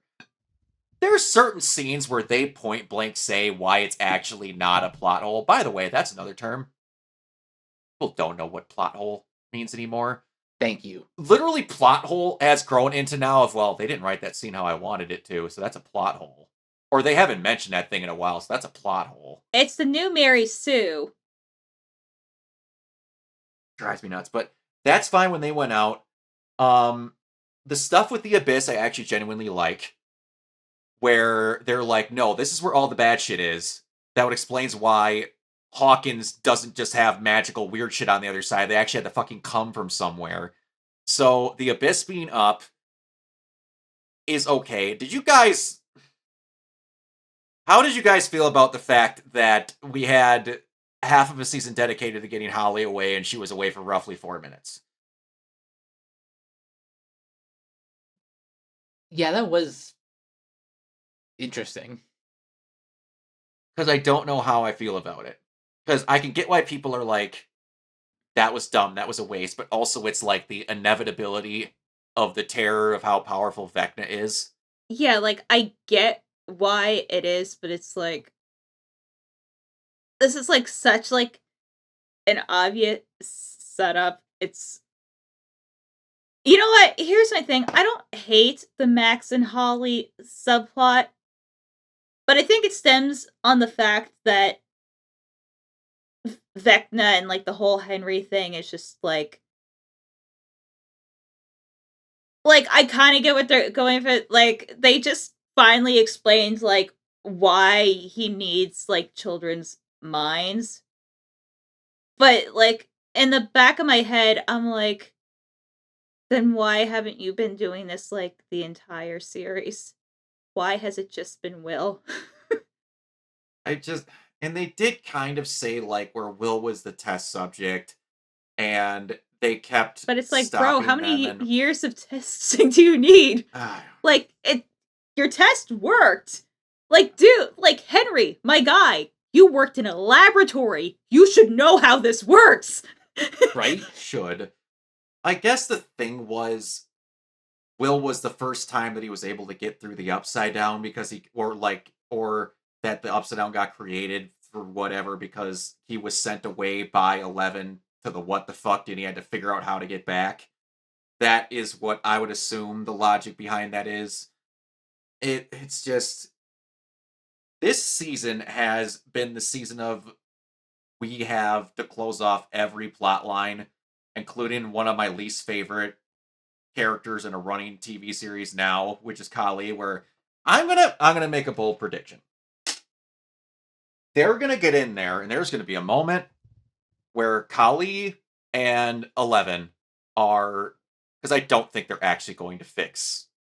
In my brain, if they don't fix Vecna, whatever, and they're actually going to somehow everything's going to attempt to put a clean bow on things, but it's going to look like a fucking what do I want to say, head earbuds in your fucking pocket, tangled cord mess here. But there's going to be some moment where she's going to back out on the super obvious suicide plot here, and Kali's not going to like that. She's going to do something, we're sisters, we take care of this together, and either she's going to say fuck you, or Hopper's going to 300 that bitch in the direction of whatever they need to do to get rid of the thing. Those are the only two options, because there is, as you said, Bree, there's fucking way that they kill 11. If they do, I will take back everything I've said about the writing. But yeah. I don't think it's gonna happen. No. Me neither. There's no damn chance. I do not see... Well, it's the fact that they're introducing this so late. Like, I guess they kind of sort of, like, introduced the seeds. But it's like, maybe if you, like, squint really hard, you can kind of see it. It's so in your face. The plot limit. The fact that they actually said it out loud also. The fact that it wasn't we had this conversation, and as soon as the moment comes up, we're going to bring up that we talked about killing ourselves earlier. Like, that, it's so out in the open that either 11's going to say no, somehow, or the third option, which I don't see happening because it would redeem a character that I hate, Kali's going to be like, no, I'll do it. You actually have a family. I don't see that happening, but I just want her to die. I was genuinely excited when they opened that, and I'm like, wow, they brought that plot line back. They have a great idea going. And I get you're supposed to hate characters, but every line she's had on there has been, family's stupid. Why don't you kill yourself? You attempt to be endearing for 2 seconds? Just 2. Which is, like, kind of insane because it's like her character's on a hard 180. Like, I get that her friends were murdered, but also, here's, like, the other reason, just to kind of go back to Henry, why I think it's, like, the Soviets. Why else would, Linda Hamilton bring up the bullshit with Russia? Where she's trying to get more soldiers to send them over to Russia. I get it. It's the 80s. I understand. Yep. But why would she specifically bring up the Soviets when prior to this point in the season, they haven't been brought up once? Because, if I'm not mistaken, they know the fact that Russia has ties to the Upside Down. Because Hopper and all that going on, it's basically the space race, but frickin' the Upside Down. We need to get this shit on them before they get this shit on us. Right, I get that, but why say that for the audience? Like, why would they bring that up if that wasn't going to be a plot point? I don't know. Because the Soviets haven't really been a thing since season 3. I meant, like, the whole, thing. Like, they were there in Russia, but, also, not really. I meant, the fact that they were, directly in Hawkins. Oh, that the Russians in Hawkins. But I guess to keep them back out, they've always it has to be we need to have a reason to be having these experiments. And it's going to be to beat the Russians. And... let's see, what is it in the show? 1980. I believe the show started the plot of the show started in 83, I think. What is it, 87 in the show now? Yeah. Let's see. 1987, huh? What's going to be happening in a couple years? So I gotta worry. In 2 years, huh? Hey, what's that wall over there? Don't worry, we're not gonna have that. God! I just realized something. What? The wall in the upside down. Yes. You and me telepathically connected for 2 seconds, and I had the same fucking thought. Because you said that, so I'm about like, the wall. the wall in the ups. Well, they're not going to have it, but there's going to be the memes of Gorbachev. No, it's going to be Vecna. Tear down that wall. If there is a fucking scene where that wall comes down, but also that other wall comes down. You know what? Mike's dad will be really happy. We all are patriots in this household. Mike, here's the thing. That's a perfect example. I want to not see Kali on my screen. I have hated Mike's dad the entire show, but I was giddy whenever I got to see that asshole on screen. You could do whatever you want. We're all patriots here, sir. Like, you fucking asshole. But I loved him. But yeah, there's going to be something. I don't know who's going to say it. It's probably going to be Joyce or Hopper. Someone's going to say something. Probably. Okay. If they say that wall, if they're saying the wall came down and everything was back to normal until a few years later, another wall came down. There was walls coming down around there too. But do you guys... Okay, honest question. Do you think they're going to fix or kill Vecna? I think it's a two-parter. I think they're gonna fix and then he dies. And he dies? Because he has like so many like burns or like whatever to his body. Like I think literally him being in that dimension is what's keeping him alive. Because why else would he just basically be, like Darth Vadering the shit, like being hooked up and crap? I'm kind of thinking the same thing. Because I would assume that's why they're trying to bring that to there. Because that one's not going to last. But they're trying to mix the two, so there's some form of... Or who knows, maybe Vecna's just 3. the Patriot. Maybe he knows Walker Johnson. Maybe that's all part of the plan. Lord. Now I'm trying to picture what Walker Johnson would look like if he was Vecna, and it's very terrifying. But... So... Okay, there's that. Honest to God, and I'm going to write these down. Because this is literally going to drop at midnight tomorrow.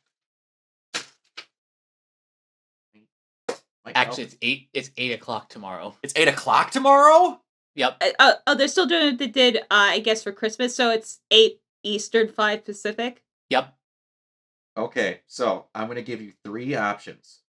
Only get to pick 3. Who dies in this finale?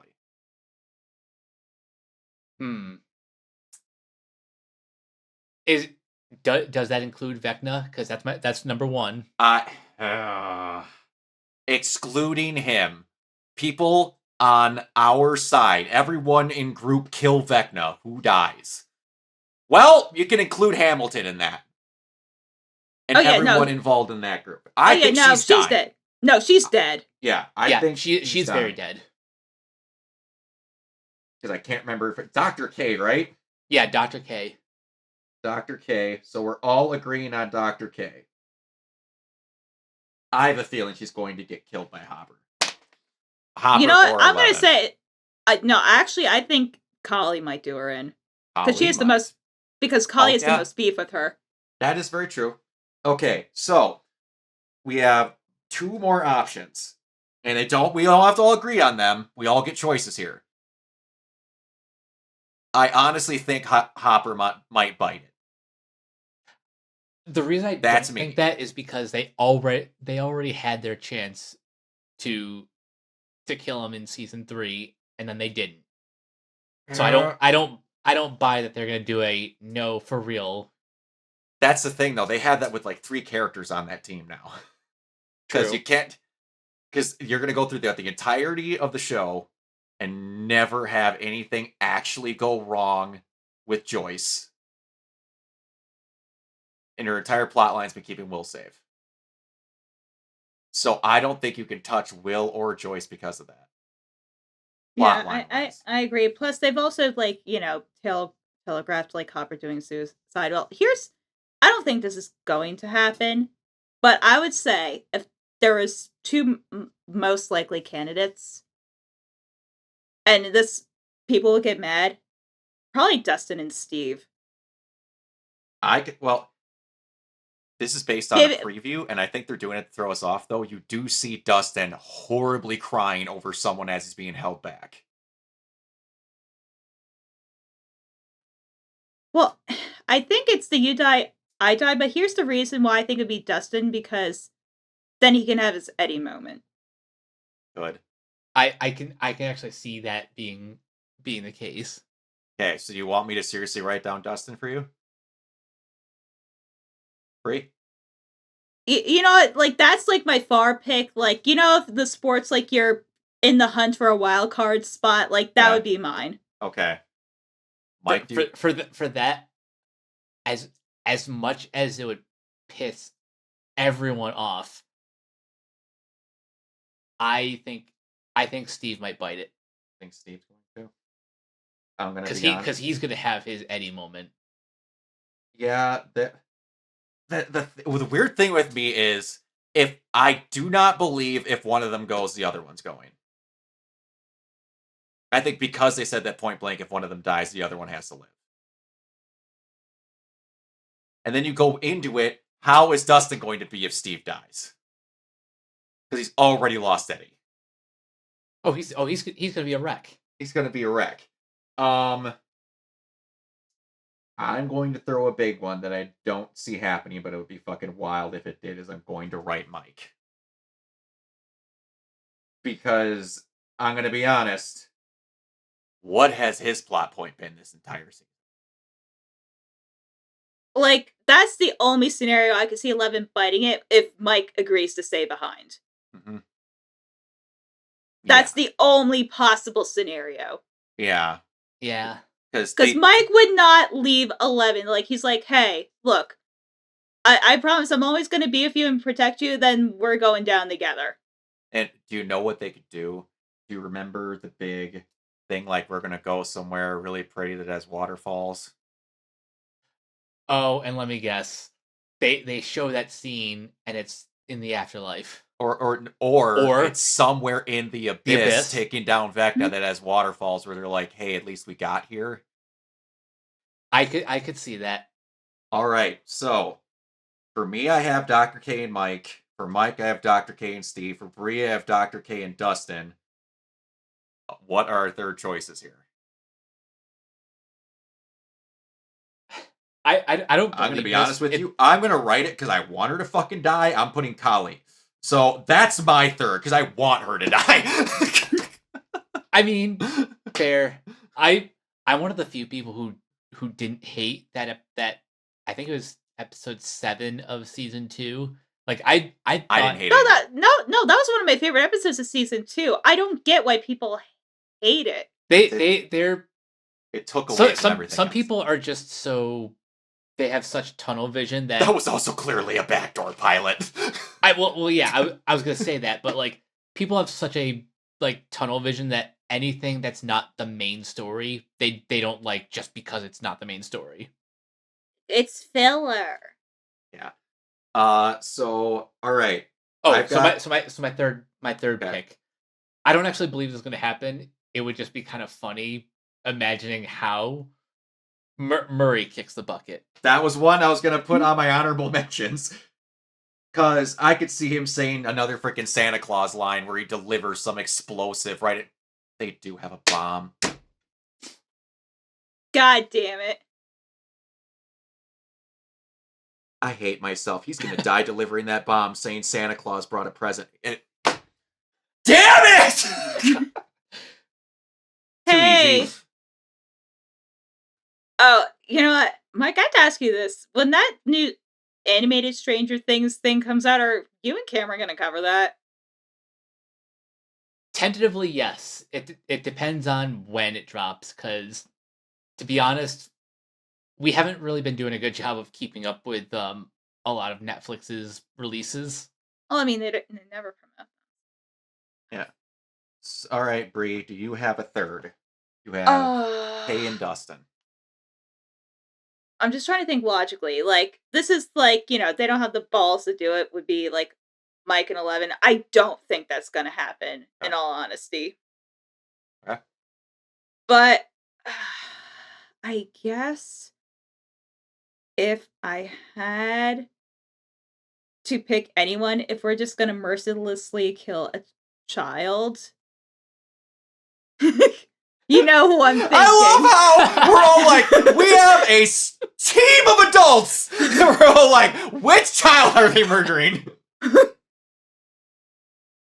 Go ahead. The little delightful lad himself. Who are you Oh, are you thinking dipshit Yeah. Dipshit Derek. Dipshit Yeah, Derek saves Derek. everyone? Oh, you think it's Yeah. Derek. Okay. All right. For prosperity's sake, we have Mike with Dr. K, Steve and Murray, Bree with Dr. K, Dustin and Derek, and I have Dr. K, Mike and Kali. Watch us all be wrong. And freaking Hopper, Joyce, Nancy. Every adult doesn't make it, and it's just the kids. Wait, what's the science teacher's name? Mr. God, they did finally let him know about the Upside Down. That would be really bad. If he saves himself for his students. Oh, Mike, I think you just convinced me he's gonna die. Can't think of his name. Yeah, I was thinking that too. But it could be. Science teacher's another good option. No, I'm just saying, if they kill anyone important, I would be impressed. I'm like... Keep in mind, also, they said part 2 was going to be a quote-unquote bloodbath. They did say that. I don't even think a character took a bath, let alone... What? Season 1, part 1 was a bloodbath. They killed tons of soldiers.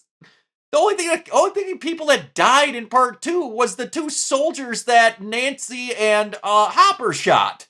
Or are they talking about the flashback of, like, Kali? Maybe. Like, are they referring to just in flashbacks? Because that's cheating if you say that. It wasn't even that blood. Anyway. But she used the gun. Then again, we haven't seen the finale yet. Yes, but they specifically said part 2. Unless Netflix changed it. Maybe, I don't know. They said it like a week ago. Then I have no idea. I don't know. Anyway, alright, moving on. Carl Urban says, playing Johnny Cage in Mortal Kombat 2 is the most challenging role he's ever done. I asked for heavy action content movie, and for my sins, they gave me one. It was the most challenging role I've ever undertaken in my career. It's the martial arts. It's the form. It's the style of the martial arts. It's so specific. The choreography at times is so definitive in its movement, and there's a precision of execution for it to look good. It was a huge challenge. It sounds like he might be doing a decent amount of his own stunts. If that's true. Do you think impressive? Was there ever a point where you thought Carl Urban was too old to be playing Johnny Cage? I was, until they let us know that this is going to be old, retired, out of work Johnny Cage. Fair enough. Which, with the hair dye, he looks like he's in his 40s. He does. So it's fine by me. It's all good. All right, so we got a decent amount of James Cameron stuff here, all bunched in a row. All right, so James Cameron was asked on Reddit whether it's an unfortunate waste of talent for him to spend over 30 years on Avatar films. I am feeling... It's been more than 30. If we're honest, it started in 1978. I am feeling fulfilled as an artist when those critical fans become filmmakers, they can make those type of decisions for themselves, or they can just stay the fuck out of it. Based. It's my decision, not yours. It's like I'm saying, gee, I wish she wasn't married to the same guy for so long. It's none of your business. I love James Cameron. See, this is why I can never fully hate James Cameron, because he will just say the most out-of-pocket shit that is objectively correct. Yes, but then and like, I won't always agree with like some comments that he makes, but in the past, I want to say like 5 to 10 years, he's just been like the best. Yeah. Also, in an interview that came out recently, kind of going the other way, James Cameron said he's ready to move beyond Avatar. He plans to make other films while working on the sequels if they get greenlit. Mr. Cameron, you make $2 billion a movie if they get greenlit.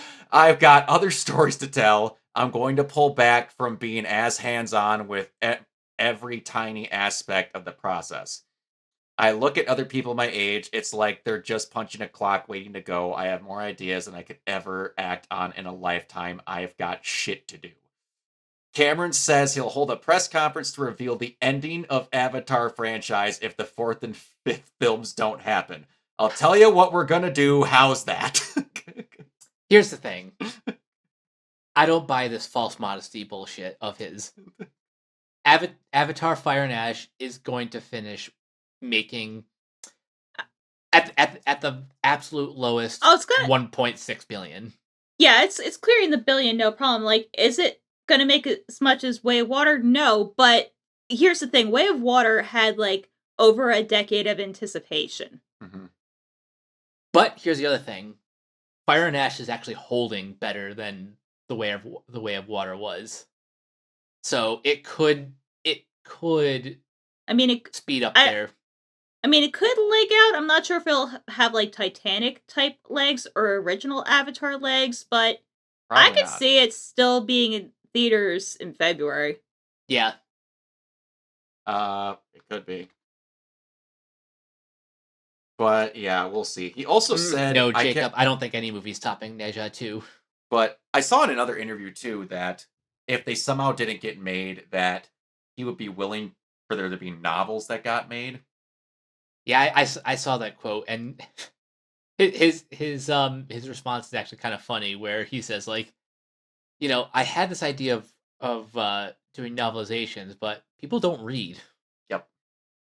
That was. And also, here's like the bullshit, and like why he's just like humoring this. They're building an expansion in Disneyland based on Way of Water. You're telling me they're not going to build like another like Pandora expansion at one of the other parks around the world, mainly China? Yeah. And like he's going to be that. He might turn into like executive producer, whatever, all this shit, but the fact that now he planned out these movies and shot like however many of them back to back to back to back, now they're just coming out. I know that he wants to do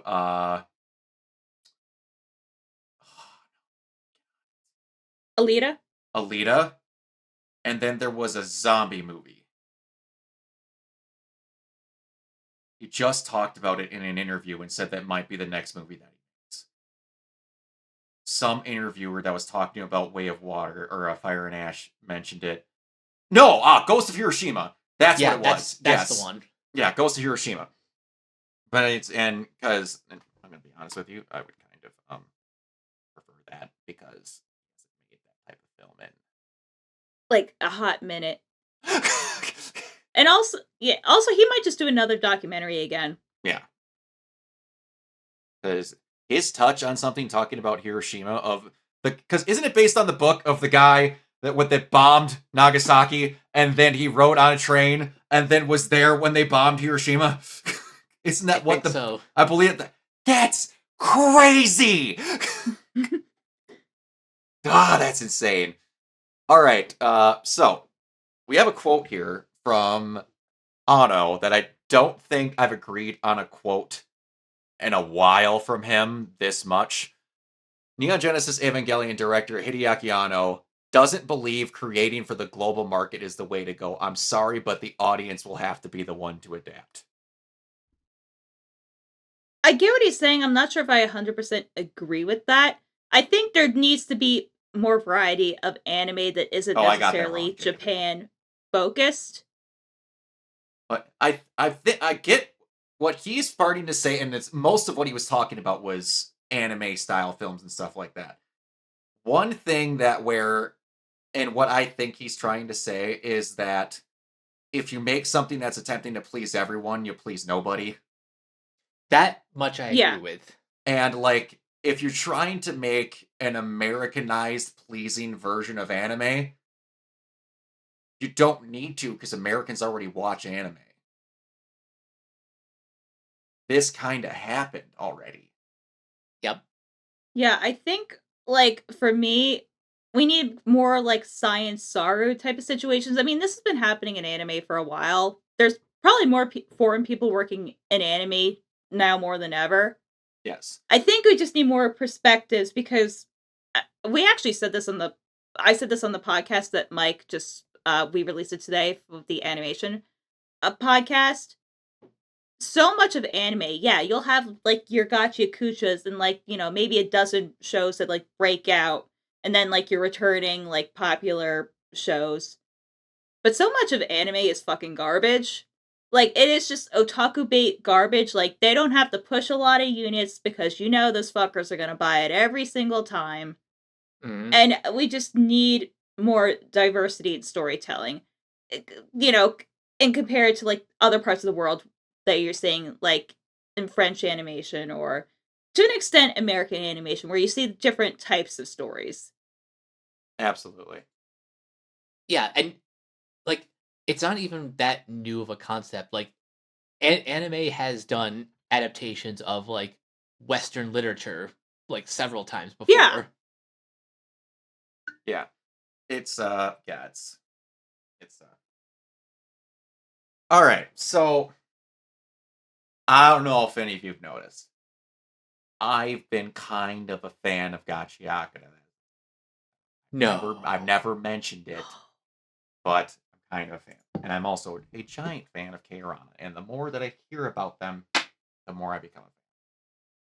So, this stage play, I finally know how to spell the damn anime after all this time of searching it.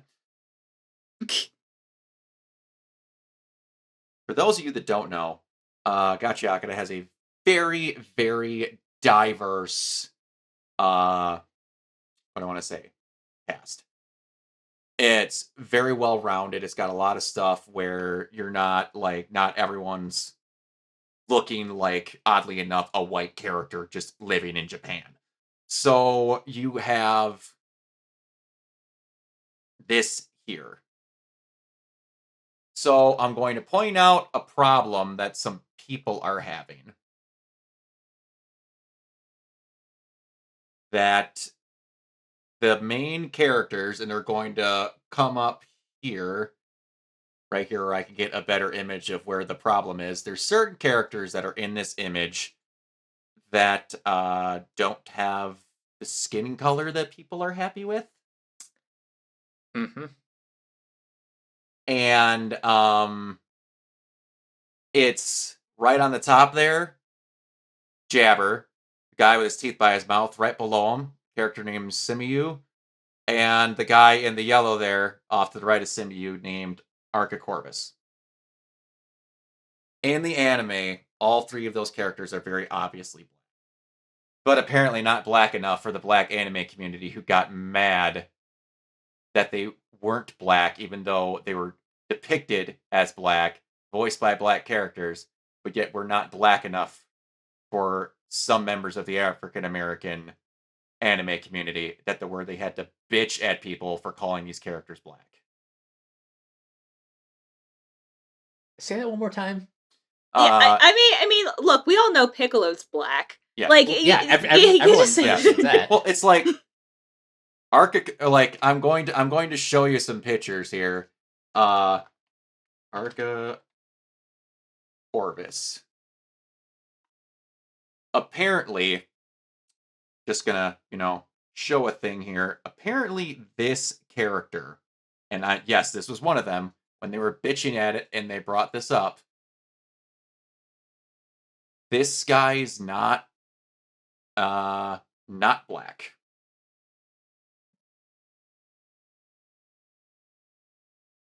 And also,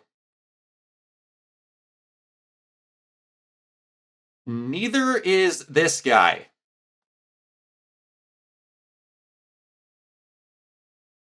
The one with the dreads.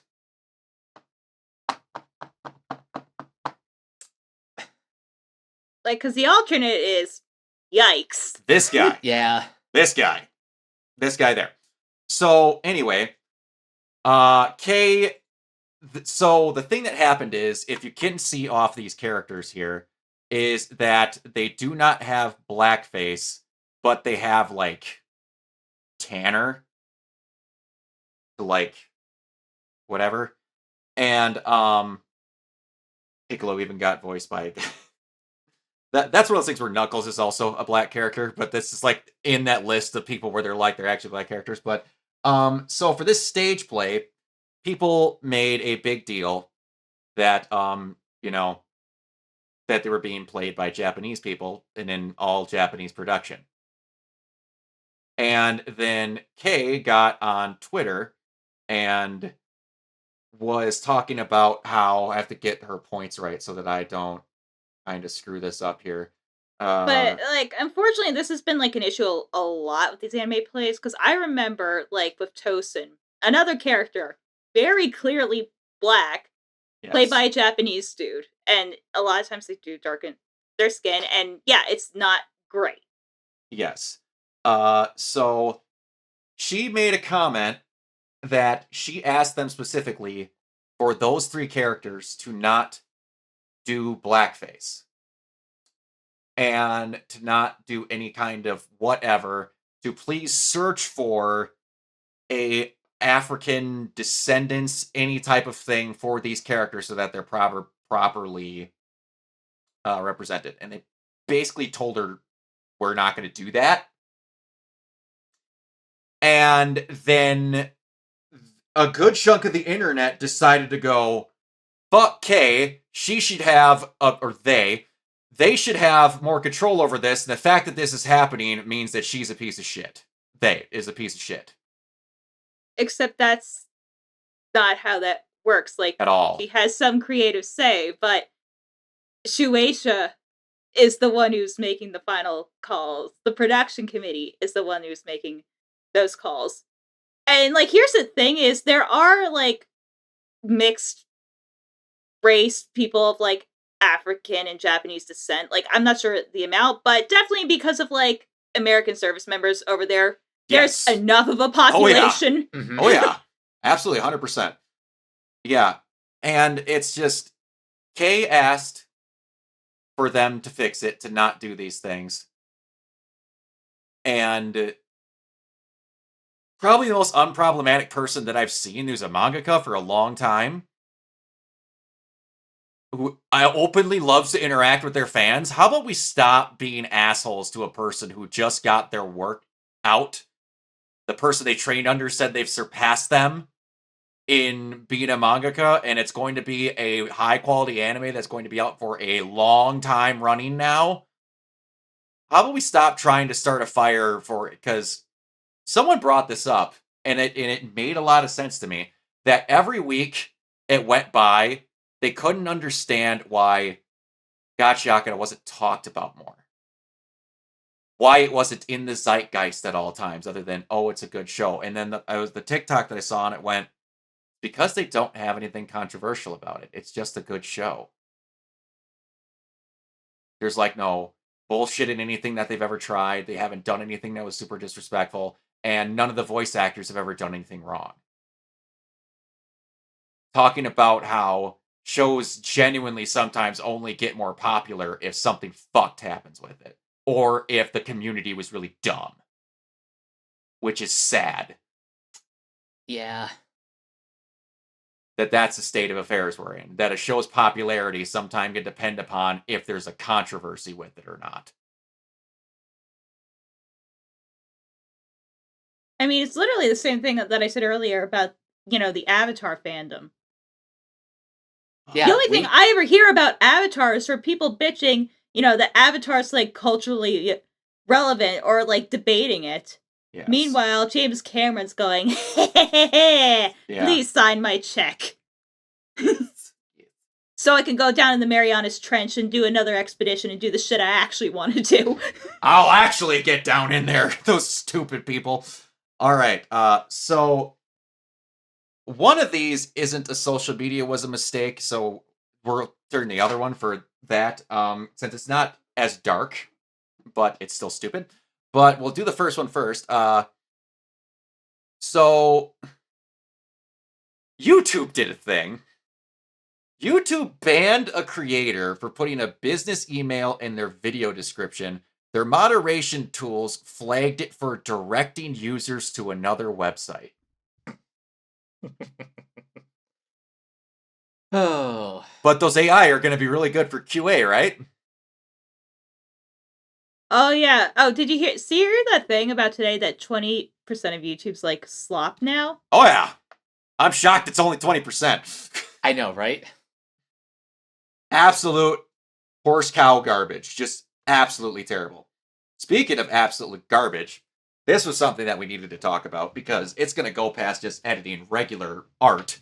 X has apparently rolled out a new update allowing users to edit images using AI model Grok directly inside the app. The feature lets users open an image, generate an AI edited version. Since the rollout, the update has quote unquote sparked a widespread backlash. It lit the forest on fire, particularly from artists, journalists, and other users who rely on images as documentation or evidence. X has not announced any additional safeguards or creator controls to opt out of this function. Honest question. I am trying to find anything in the way of positivity. What is an actual good reason for this tool to exist? I'm being dead serious. And a not evil, stupid political reason. I'm talking an actual good reason. Yeah. Go ahead. The most positive thing I can think of is like, I don't know, like minor touches that like that people have been doing in like Photoshop for years. You know, getting rid of blemishes or stuff like that. Bree. It's got to speed run the Tumblr run because let me tell you, as soon as a bad thing happens, you want to make a bet that app gets delisted from the App Store.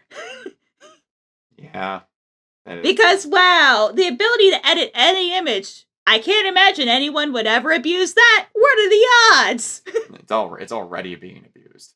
Like I literally saw hey Grok, can you take the shorts off of this image? Oh jeez. Like it's already happening. It's ridiculous. I will say if I was a parent and I had ever posted a picture of my kid on that website, I'd be fucking terrified right now. I'd be terrified as well. Here's the other thing though, and I'm trying not to make this political whatsoever, the other social media thing that I saw. So most of Twitter is very right-leaning.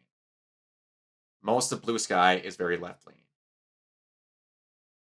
Do you remember the ban that they have in Australia? Or they're bidding, and I believe it's Australia, on social media? Vaguely. You have to be, I believe, 18 to get a social media. Any type of social media, except Blue Sky. Interesting. Blue Sky is accepted. That's really weird. That sounds like that's something that's going to be manipulated. That's really weird, because if you're going to blanket statement Instagram, X, Tumblr, any form of social media except one. Now, I understand the owner of one is whatever, but that should be blanketed across all of them, because you can still have kids see shit they aren't supposed to on Blue Sky, because there's still dumb shit that gets posted on Blue Sky. The only logical thing I can think of is that Blue Sky's open source. That's true. That could be part of it. Because technically anyone could make a Blue Sky clone. Like, theoretically, like, I'm not saying this would actually be a terrible idea because, Yes. again, there are monsters out there, but theoretically, you could make a kids-only version of Blue Sky. That is very true.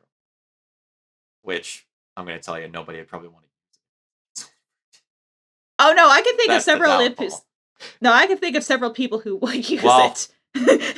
Kids that would want to use it if it was a kids-only version, as I should correct my statement. But, God, we don't need another Diddy documentary happening. But, yeah, it's just... I don't know. I would love to know the thought process behind, hey, guys, we should introduce a tool that allows you to, without the needed consent of the person posting the picture, to modify it.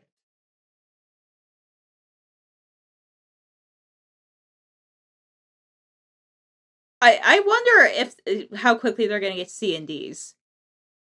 Especially if that wasn't in the updated like terms of services. I give it about a month. It's going to take no. It's going to take no time.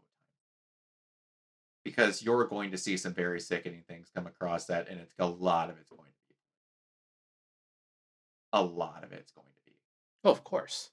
Because with a lot of things lately, there's people that are just abusing the social media is already being abused for that in a wide margin.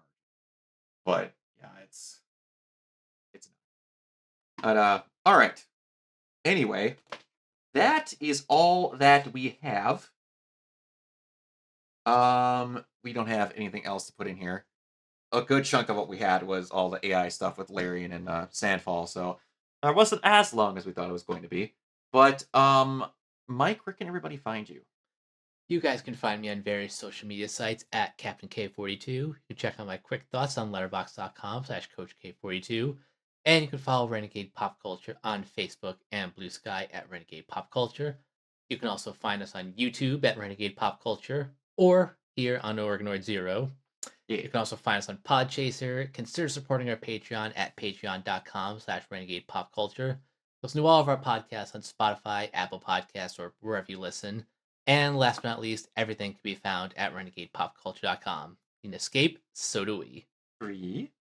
You can find me at crazylemur.bsky.social. I am also on Instagram at lemurs1. Should be a new Late Crap out tomorrow on the YouTube channel at the very least. It'll be our tier list where we cover the first 25 movies that we've done. And we got our next couple episodes planned out, so stay tuned for those. And holy crap, it's just been another full year of zeroing out, and wow. That's kind of nuts. That's kind of insane. We are only 33 episodes away from 100 episodes of this. It's gonna happen next year. Yeah. That's crazy. That's crazy. All right. On that topic, thank you for everybody who watched this, everybody who participates in this. It's kind of nuts that this went from a monthly to a bi-weekly to a weekly within, like, realistically, the first 15 episodes was doing it. But we've been zeroing out the whole year. We pretty much have. You can find me everywhere at Organoid Zero, mainly on Twitch and YouTube. We'll be doing a live stream tomorrow for the new year, doing a game night, so that's gonna be pretty fun. It's gonna be that. I will be streaming probably the rest of the week because I don't work the rest of the week. And other than that, yeah, I don't got anything else. Until next time, we will see you all later. Bye. Peace.